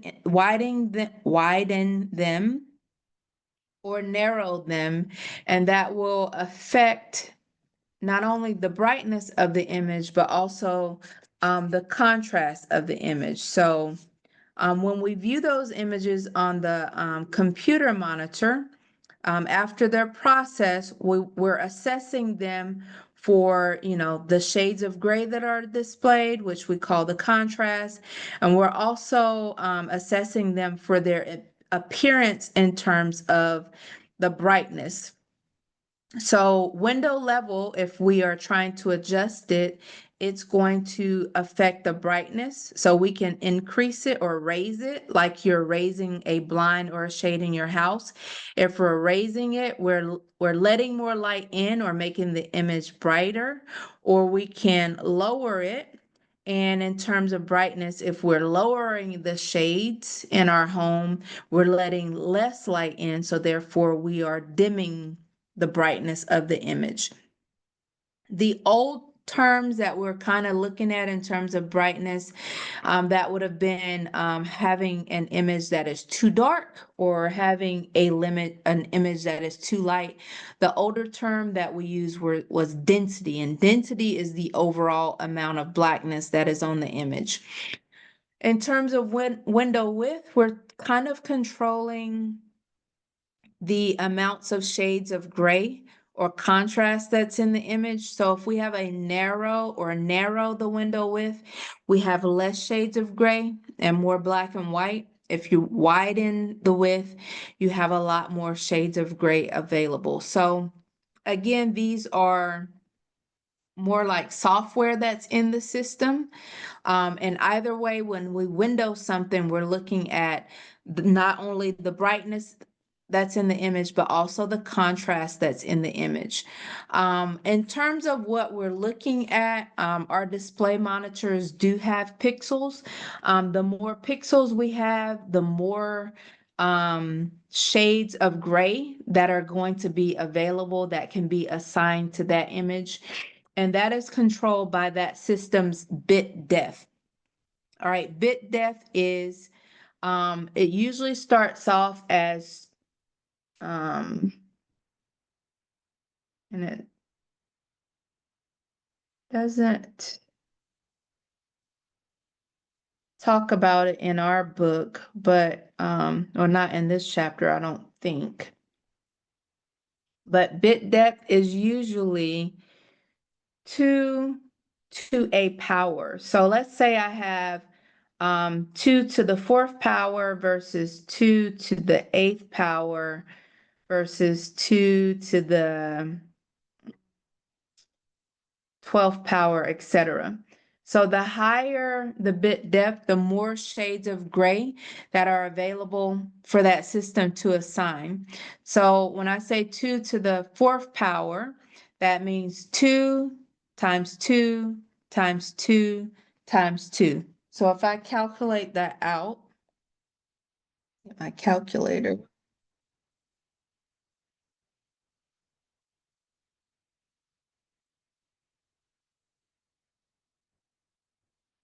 That means that this system with that bit depth would have 16 different shades of color, and our specific color is gray, to assign to an image. So that's not very many shades of gray.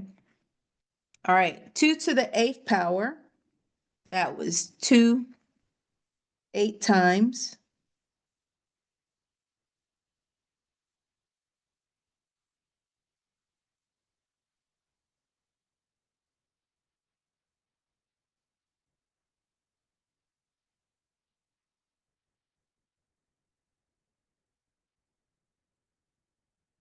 This particular system, 2 to the 8th power, has 256 shades of gray available to assign to the image. All right, so again, the higher the bit depth, the more shades of gray, or the better, or yeah, no, more shades of gray that system has to assign to your image. So again, we would like for that bit depth to be as high as possible, but it is based on, the manufacturer and of course the quality of the system based on, how much you pay for your system. as well. And sometimes it's based on what the system is used for. All right, so that is probably another term that you needed to define this week. And if bit depth wasn't a term that you needed to define for this week, it is one of those terms that I would put in my notes and go ahead and define it.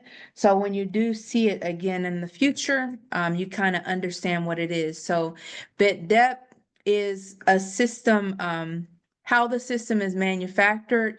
The higher the bit depth, the higher the number of shades of gray or more shades of gray that system has to assign to a particular pixel. All right, pixel are individual um, picture elements, I'll say, within that particular system.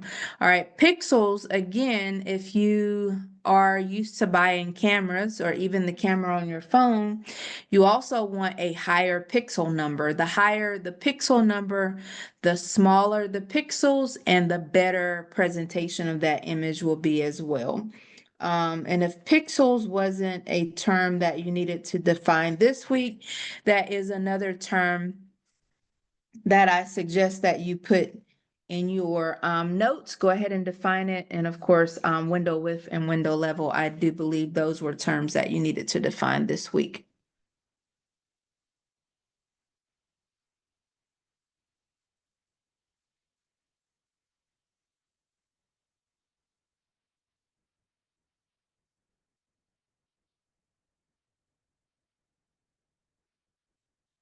All right, the next thing we look at in terms of our images, we look at, of course, brightness. We look at, of course, contrast, which are the shades of gray.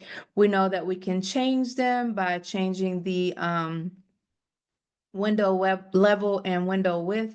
But contrast, again, we're talking about the different shades of gray or the difference between the shades of gray. Some of your images, if you're looking at it, you have really, really darks, almost black, but that's the darkest shade of gray. And then you have really, really whites, like almost white, which is what you see in your bone images. So anything bone is the lightest shade, which is almost white. So when we look at our images, we can describe them in terms of their contrast. So some we can look at an image and describe it in terms of contrast. We can say, hey, that image has high contrast, or we can say, hey, that image has low contrast. If we're saying that an image has high contrast, that means that it has a short scale and it also has a narrow width. And if we say or describing an image and we say that it has low contrast, that means that it can also be described as having a long scale and has a wide window width. So an example of an image that is high contrast, any bone image, some books even use the chest image, but I don't like to use a chest image. I like to use a bone image. So look at an image of, let's say, a hand or a tib fib or any bony type image. All right, when you look at that image, you will see that it is basically black and white. So if I had to put down colors, I will have a black color and I will have a white color.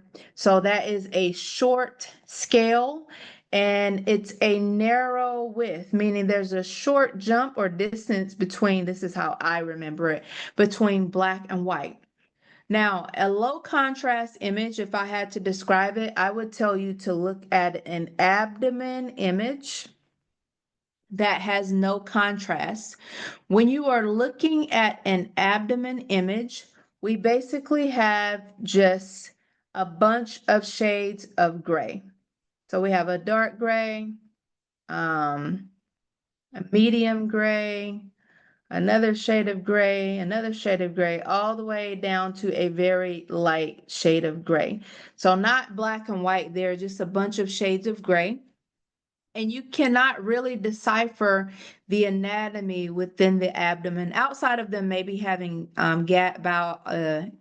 gas patterns. You can kind of see the ascending, descending, and transverse colon, sigmoid colon, etc. in terms of the gas, but you can't really see everything unless we put some type of contrast in the patient. Then we can really highlight where everything actually is. But without contrast, we just see a bunch of shades of gray. You kind of know where the kidneys lie. You kind of know where the ureters should be because you know that they exit the kidneys and go down to the bladder, and you kind of know where the bladder is, but without giving that patient some sort of contrast, overall, the abdomen image looks just like a bunch of shades of gray. So that is what we would call long scale. We have lots of shades of gray here. We have a wide width here, or window width here, whereas here we had a short scale and a narrow window width. All right, so we need to be able to describe the image in terms of their contrast due to the amount of shades of gray there are in there. All right, so again, we can describe the images in terms of their contrast. So again, contrast, we're talking about the difference between the shades of gray. High contrast means we have more black and white differences with fewer shades of gray. And low contrast images means we have gradual shades of gray. But a lot of them, and we can't clearly decipher where everything is. We just kind of know where the anatomy is because we're trained to know where the anatomy is. All right, again, we can use the computer features in terms of window width to, kind of change the shades or the contrast in the image.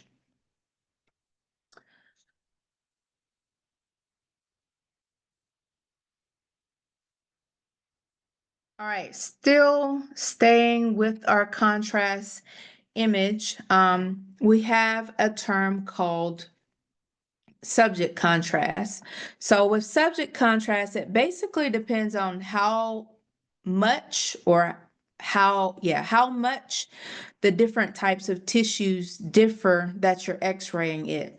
All right, so what could change that is the thickness and also the density of the things that you're imaging. So the subject, let's say if I'm imaging a femur, is mostly bone. Of course, we have soft tissue, but the overall subject, and we might have muscle, but the overall subject that we're interested in is comprised mostly of bone. Whereas within the chest, the subject is mostly the lung-filled organs, but we still do get, because within the subject, we have, the ribs are there, we have the heart there. So again, subject contrast kind of depends on how much of the tissues in that body that we're x-raying differ in thickness and also in density. So bone versus soft tissue gives you a high contrast image like we talked about earlier, while the abdomen, where we're x-raying similar tissues with similar densities, muscle, fat, and soft tissue, they're going to give us a lower contrast. Now, while we do have bone within the abdomen image, that's not really the subject we're interested in. We're really interested in the abdominal area. We're not necessarily interested in the pelvis. We're not necessarily interested in the femoral heads. We're not necessarily interested in the spine, but those things do lie within that subject area, so we still will see them. But again, in terms of subject contrast, we're looking at the different composition of what's within the patient. All right, so subject contrast in the data set signal values due to the tissue composition and the KVP that we use, so whether or not it's high enough to penetrate the patient. In terms of your raw image contrast, that's the data contrast prior to the processing of the computer. Again, the computer is going to try and give us the best image possible. And of course, after the fact, if we want to change the image contrast, we can change the window width. All right. And that window width, when we're changing it, it's changing the differences in the shades of gray. All right. Subject contrast still, again, the range of the differences in the intensity of the X-ray beam and how it is attenuated by the subject, whether that subject is mostly bone or whether that subject is mostly soft tissue.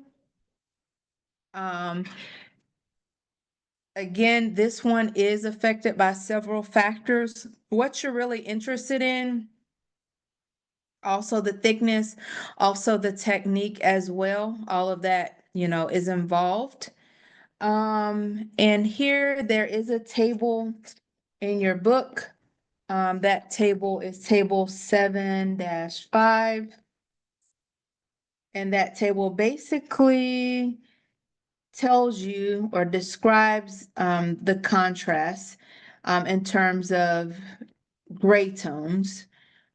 So again, it's showing you or it's trying to describe what a narrow latitude is. So a narrow latitude, talking about you have fewer gray tones, more so your bony images. So I would, even though some books use the chest as an example, I like to use things like the hand, the knee, the femur, where we have more black and white.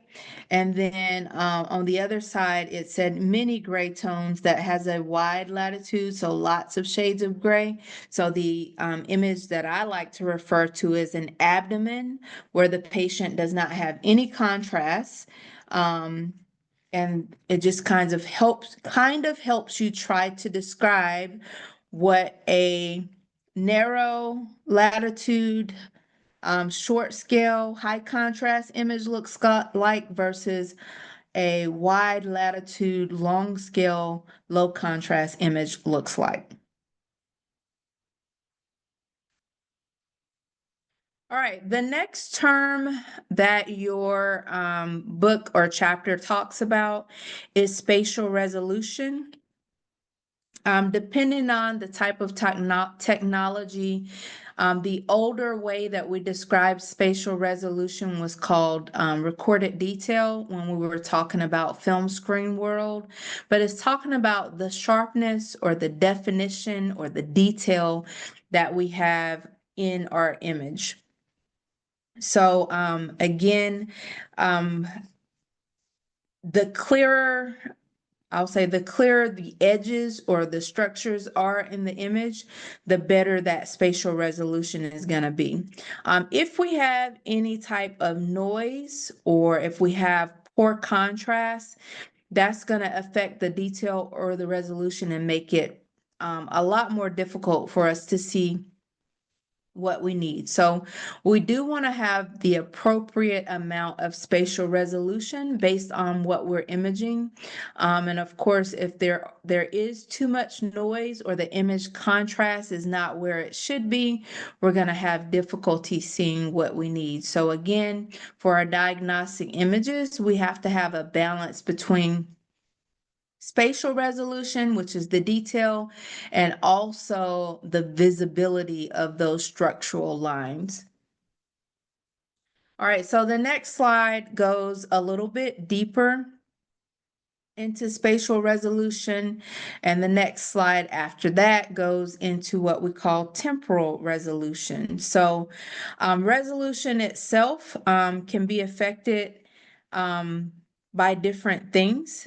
And when we talk about spatial resolution, again, we're talking about how sharp or how detailed that image is. And it gave you some different terms on the previous slide, like recorded detail and sharpness, but it also can be affected by temporal resolution, which are things such as our exposure time and motion. It can also be affected by beam geometry, meaning the size of our focal spot. We have two types of focal spots. which are small and large. Small focal spot gives us more detail versus large focal spot gives us more area for heat dissipation. We would love to always use small focal spot, but we can't because of some of the techniques that we have to use. They do create a whole lot of heat as the structures get larger, so we need a larger area for heat dissipation. So sometimes with our smarter machines, it automatically picks a larger focal spot for us once we get to the larger structure, especially like our Bucky work. It's also affected by, resolution is also affected by our SID, meaning the distance between the image receptor and the tube, and it's also affected by our OID. OID is the distance between the object and the image receptor. We need the patient to be as close as possible or as flat as possible, depending on what that position or positioning calls for, but you don't want a big gap between the patient's body part and the image receptor. It's also affected by distortion, and the two types of distortion that you will learn about are shape distortion. Things or terms that go with shape distortion are elongation, meaning the part is being shown or projected longer than it actually should be, and foreshortening, meaning it's being displayed shorter than it should be.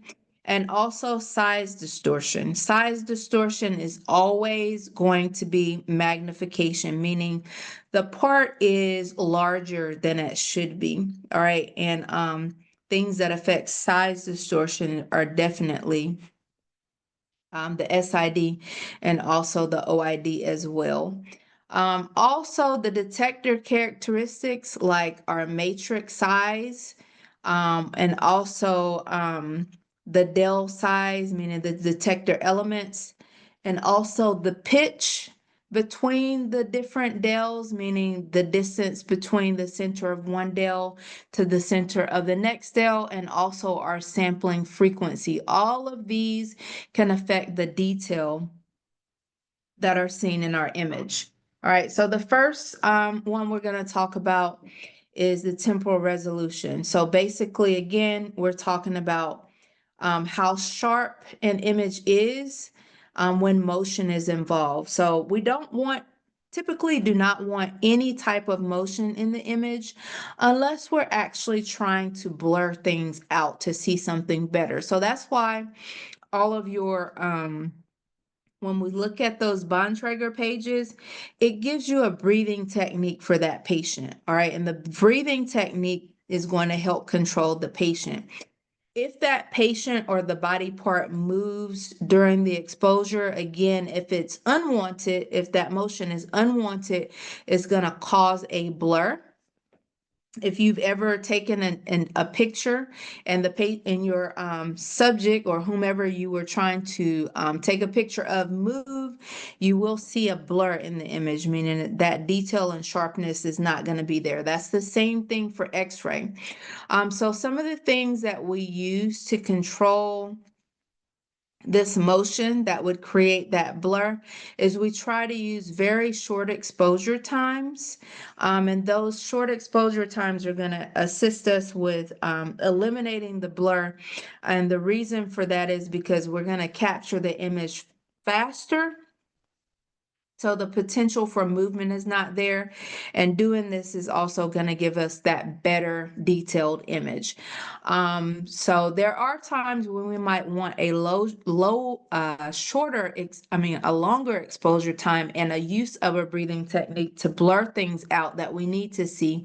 But in most cases, we want to use the shortest exposure time possible to help with this temporal resolution that's caused by motion.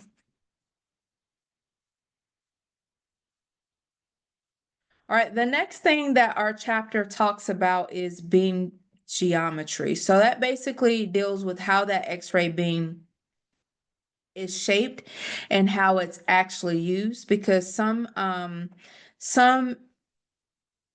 exams will call for different angles are on our tube, which will in turn affect the beam geometry and also the image itself. So, in terms of beam geometry, some of the things that also we look at our focal spot size. We have two focal spot size that we can select on our control panel. Small and large focal spot, small and large. Small one helps us, gives us more detail in the image, and of course, large, we need to help dissipate some heat. Um, these things do affect the image penumbra, which is the fuzziness around the edges or the sharpness around the edge of the image. So again, focal spot can be selected by the operator, but on some of our smart equipment, even if we're trying to select the small focal spot, if it will damage the machine won't let us use it. All right, so anything Bucky work or anything that's not an extremity that you can do tabletop, you're probably gonna transition to the large focal spot. Now, distance, we have two types. You're usually focused on SID in the simulator, so that's the 40 inches versus the 72 inches, the distance to the image receptor, but there is another distance, distance that we're concerned with, and that's the object to image receptor distance. So that's when we're talking about we need the subject to be as close to the image receptor as possible. So when you're using those numbers on the chest bucky, 1, 2, 3, 4, one of them pushes the patient all the way up against that bucky like they need to be, reducing that OID. And we'll get into some more pages where we're actually looking at OID and how it changes the distortion in the image. Last but not least, things that affect your beam geometry or your size distortion, which is always going to be magnification, meaning the part is larger than it should be. And also, we talk about the shape distortion. Shape distortion, you're talking about elongation and also foreshortening. So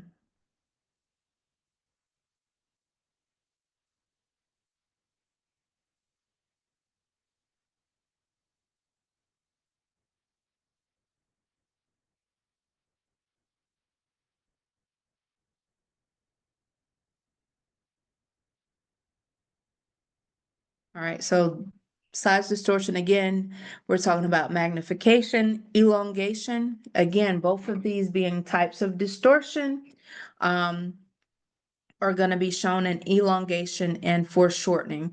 So while we like to keep these both minimal, there will be exams that call for you to have some sort of angle on the part or some sort of angle on the tube, and it will inject a shape distortion that we want or that we need. So distortion isn't always bad or isn't always unwanted. Now, typically, to ensure that we have the best image possible and the beam geometry is going to be where we need it to be or on point, we will ensure that the tube, the part,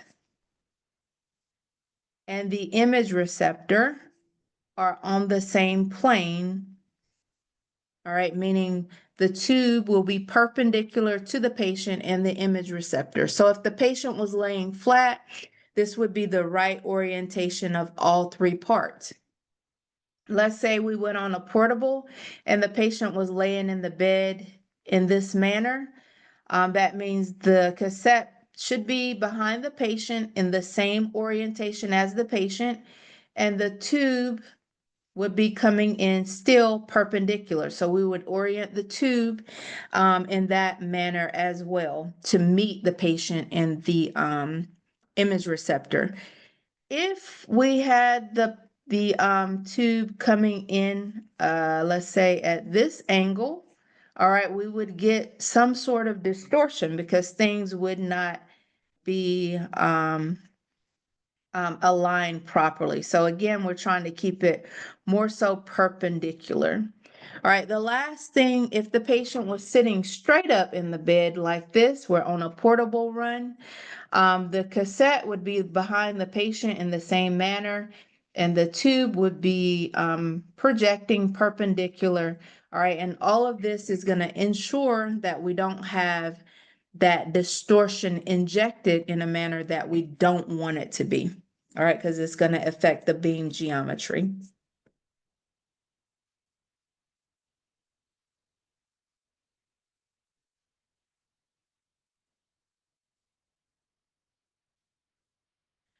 All right, the next thing that your chapter talks about is the focal spot. And basically, the focal spot is going to be where those x-rays are produced inside of our x-ray tube. We always want to try and use the smallest focal spot possible because, again, it gives us that resolution that we need or that detail that we need in our image, and also that smaller focal spot reduces that penumbra or that blurriness around the edges that surround the image. Now, of course, we cannot always use the smallest focal spot, but there is a picture in your book, 712, I believe it says. And 712 just shows you, I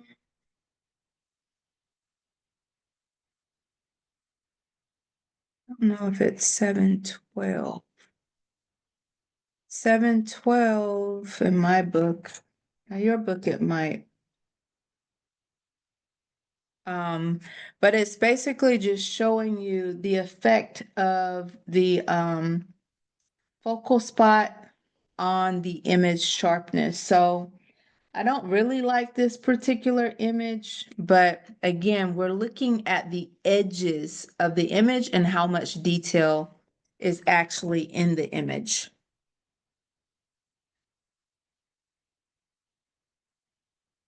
All right, the next thing that your book talks about is again distortion, and we have two different types of distortion. But distortion overall, the term means a misrepresentation. Sorry. Misrepresentation of the true size or shape of the patient's anatomy.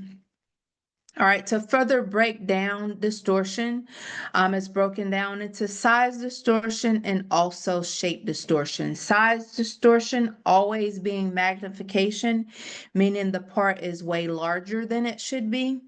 And then shape distortion is usually a misrepresentation in the shape. And again, that's in the form of elongation or foreshortening. Now, magnification, if we have it, it can be reduced by increasing the SID and decreasing the OID. So we want to have the shortest OID possible and the longest SID possible. Usually that is the SID is dictated by the exam, but OID meaning we want to have that part as flat as possible or as flush against the image receptor as possible. All right, there is a picture in your book, and that picture in your book, this one says 715, but again, I don't really like this particular picture that it's showing us. I kind of like the picture where it shows you the OID, meaning the part being farther away from the image receptor, and then the fact that it changes how large or how small from the image it is. There is a, I'll say a flashlight activity that I do want to share with you all. And that flashlight activity kind of shows you how OID and SID affect the overall magnification and also the, I'll say the sharpness or the detail in the image as well. All right, the next one is shape distortion. All right, so on this slide, we're looking at more in depth on your shape distortion. And again, I told you that shape distortion was defined as elongation versus foreshortening. And shape distortion happens when we have that, again, the X-ray beam, the body part, and also your image receptor or CR detector or DR detector, they aren't aligned properly. So I showed you the body of how they typically should be aligned with everything lining up and the beam entering perpendicular. Now, sometimes we may deliberately use distortion to separate some of the overlapping structures, but that's usually the goal. So on some of your imaging procedures, it will ask you to turn the body part in a certain manner, meaning not flat, but meaning maybe 45 degrees or maybe at 90 degrees. And also it might call for an angulation on the tube. So now the tube is not angled at 0. It has some sort of angulation on it. And again, those are deliberate ways to separate some of the structures that might be overlapping each other. So we need to see those structures. So therefore, it might call for the patient to be canted in or angled in a certain way, or the tube to be angled in a certain way. And that's going to project some of the anatomy away from what we need to see so we can see it better. I mean, or away from the main so that we can see it better. All right, the next, still on distortion. But in terms of distortion, it says that the inverse relationship, it has the inverse relationship between resolution and SID. So as your SID increases, your detail kind of gets better in some instances. And then also our SID, in a good way, it lowers our patient's skin dose. All right, so when I talk about, and again, this is the flashlight activity. If I were to give you the flashlight activity, as you get further away from the patient, the detail, even though the part gets kind of maybe gets kind of smaller or less magnified, the detail in that image also gets better as well.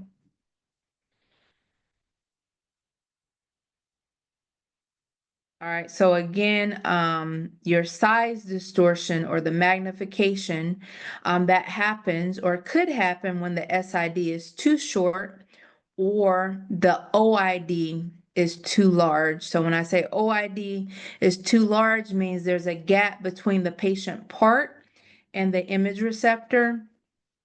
And as a result, it will inject some of that magnification. So best practices are you're going to have to help with that size distortion.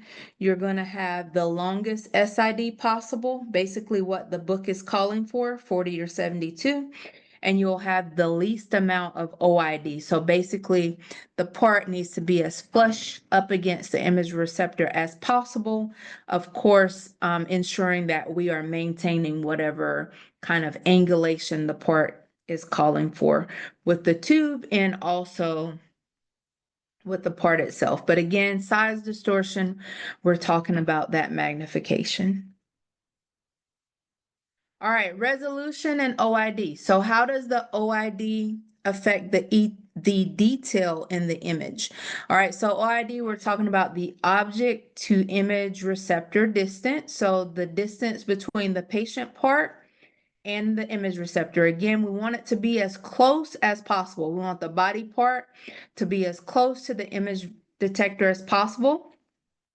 And by doing that, that's going to give us the sharpest image possible. So the image with the most detail. So best practice for us, we want to ensure that we're using the smallest OID.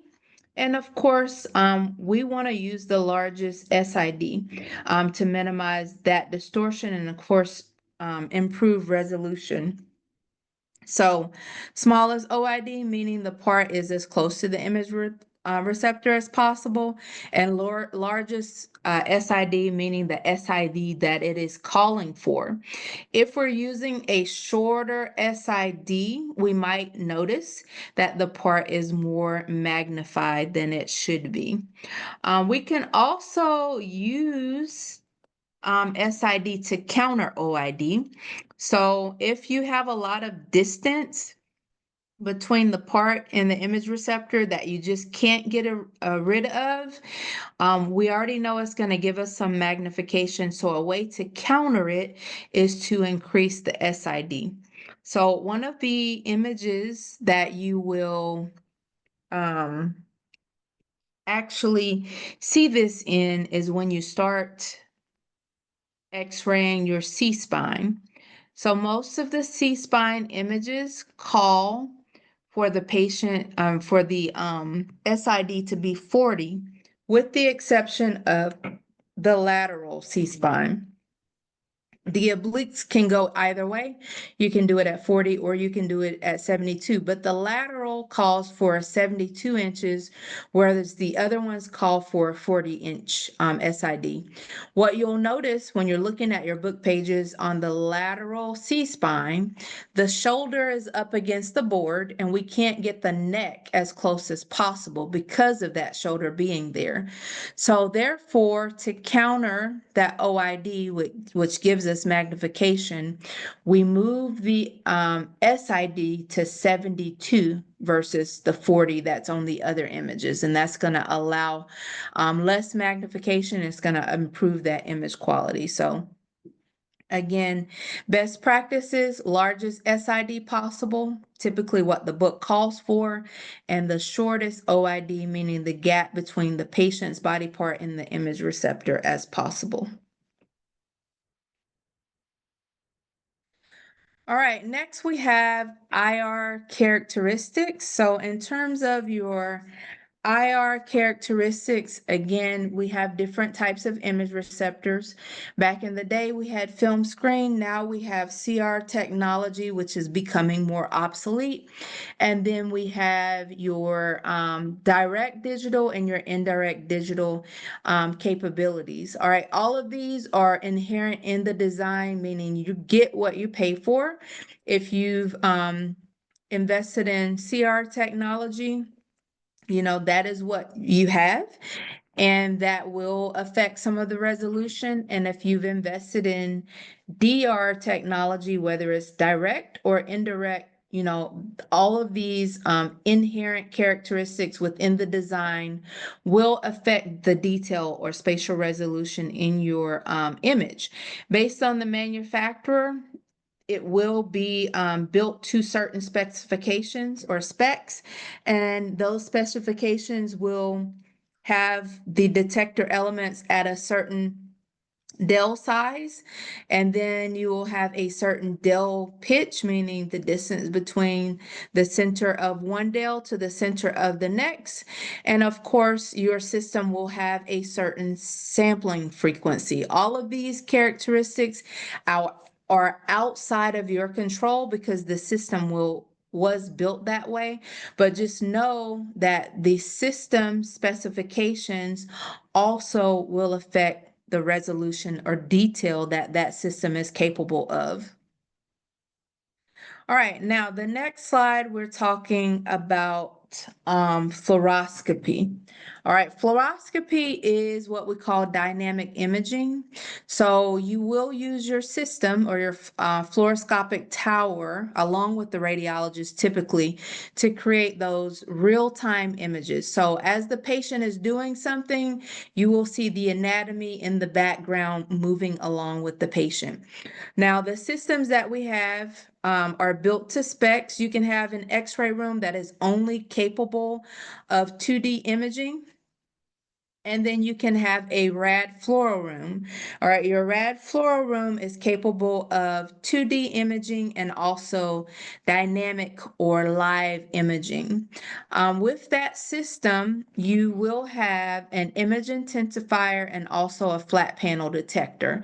An image intensifier is a piece of technology that was created to make the fluoro images brighter. Back in the day, the radiologist would need to dark light adapt with red goggles, meaning they would sit in a very dim room with the red goggles, and that would allow their eyes to adjust to very dim images. Just do a little bit of research to see what red goggles were back in the day.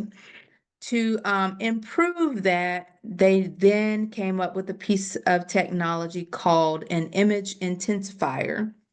So the image intensifier again allowed those very dim images to present on our computer screen in a brighter manner. So again, fluoro allows the radiologist to observe the body's physiologic actions and also functionality. So as you drink the barium, we can see you take the barium in your mouth, swallow the barium, it goes all the way down and enters your stomach.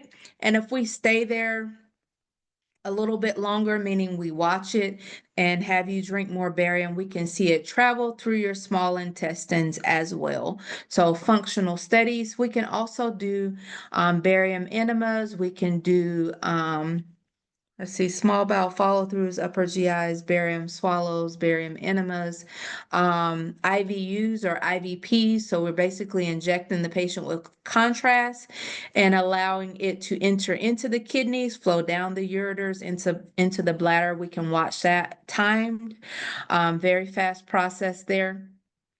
Although that particular one is more so going to CT now, we used to also do that in the X-ray room. So fluoro, again, we're watching live images on camera, not just the 2D images, although we can use that fluoro machine to also do spot imaging or 2D imaging as well. All right, with the fluoro imaging, again, the images are taken during that fluoroscopic exam. They are also digital, so they are stored and we can go back and look at them or we can post-process them. Again, the exposures can be live, meaning like live TV as the patient moves, we're seeing it on the image, or they can be static spot images, meaning instead of, going away and using the actual X-ray tower, we can take that image or the radiologist can take that image, that 2D image with the fluoro tower as well. With these, we can also play them back. Like if we do multiple images back to back, um, we can, I guess, make a slideshow or more so of a movie with these. We can also, these images are also stored in the PACS system, just like our regular images. So every patient, no matter which exam they get, no matter what modality they go to, everything is stored in packs. And me as the doctor, or me as the x-ray tech, or me as the radiologist, I can go to that individual patient and I can view whatever stored exams they have, from fluoro to CT to regular diagnostic images to MRI to ultrasound to bone densitometry, whatever images or exams they have stored, it's stored under the same same patient file within that facility. And we can also get images sent to us from other facilities as well, and we can store those as well if we needed to. So fluoro, we're more so looking at live functional images, meaning as the patient moves, you see the patient move.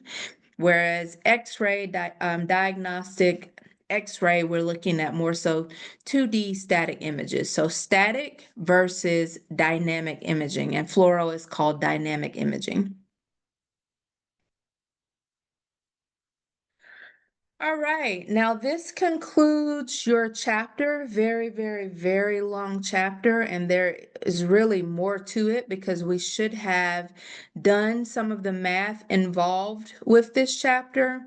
But what we learned here today, we talked a little bit about radiologic and imaging sciences professionals and what you're responsible for. Again, you went back and did the image gently and image wisely. And in terms of ALARA, as low as reasonably achievable, when we select the exposure factors for the patient, we want to ensure that we're choosing the appropriate mass and KVP at the lowest possible level to ensure that we're going to have a diagnostic quality image. Now, it can't be too low because if it's too low, we might get that grainy or mottled image, which means an automatic repeat. If that is present, and it can't be way, way, way too high, meaning when we get that image, it's going to be saturated and it doesn't look right, which means a repeat. Now, do know that if the patient is overexposed, that image still may present well, and we may not have to repeat it. And the only way we know that it is out of range, especially if it still looks good, meaning not saturated, not grainy or mottled, is that it's not within that EI number or that S number range. All right, again, various imaging systems based on the manufacturer or based on what you pay for, they will have different capabilities. Some will just be able to shoot 2D static x-rays. Some may have a fluoro component if we're talking about a rad fluoro room. And in terms of image quality, to get a good image, you have to set the right exposure factors in terms of KVP, in terms of mass, and also in terms of SID. Your image receptor, depending on the type of system you use, CR or DR, it will have certain specs and certain capabilities. In terms of recommended X-ray beam geometry, again, we need to ensure that we have the correct part, patient, and tube alignment. Any off alignments will give you some sort of distortion, whether it's shape distortion or whether it's size distortion. Some of it can be wanted. It's not always unwanted because we may need to throw out or project a portion of that body or a piece of that anatomy away from something else so that we can see it better. And also proper patient positioning. So every exam that we can do per the book will call for a specific type of positioning. And that positioning will pretty much ensure that you get the proper image. So again, going back to your Bontrager pages, going back to anatomy demonstrated, and going back to proper positioning and what it should show you in terms of what things should be symmetric, what things may not be symmetric in terms of that part, etc. All right, so that concludes this lecture, but I do need to go back if in fact the recording is not there. That takes you through the math piece in terms of how do you work with the mass formula, which is MA times S. How do you work with the mass distance compensation formula? How do you work with the inverse square law formula? How do you work with the grid conversion factor in terms of grid ratio, and knowing how to calculate it in terms of height versus distance? And also, how would you change your techniques as your grid ratio increases or decreases, or you go from no grid to grid or vice versa, grid to no grid. So hopefully this is helpful. And hopefully you actually go back and take the notes on this, even though they're not required for this particular week's ICA. Hopefully you do go back and view this if you didn't get a good understanding just by reading the chapter and taking your own notes and looking at the PowerPoints or looking at the actual video that was there for this week. So that is it for this week.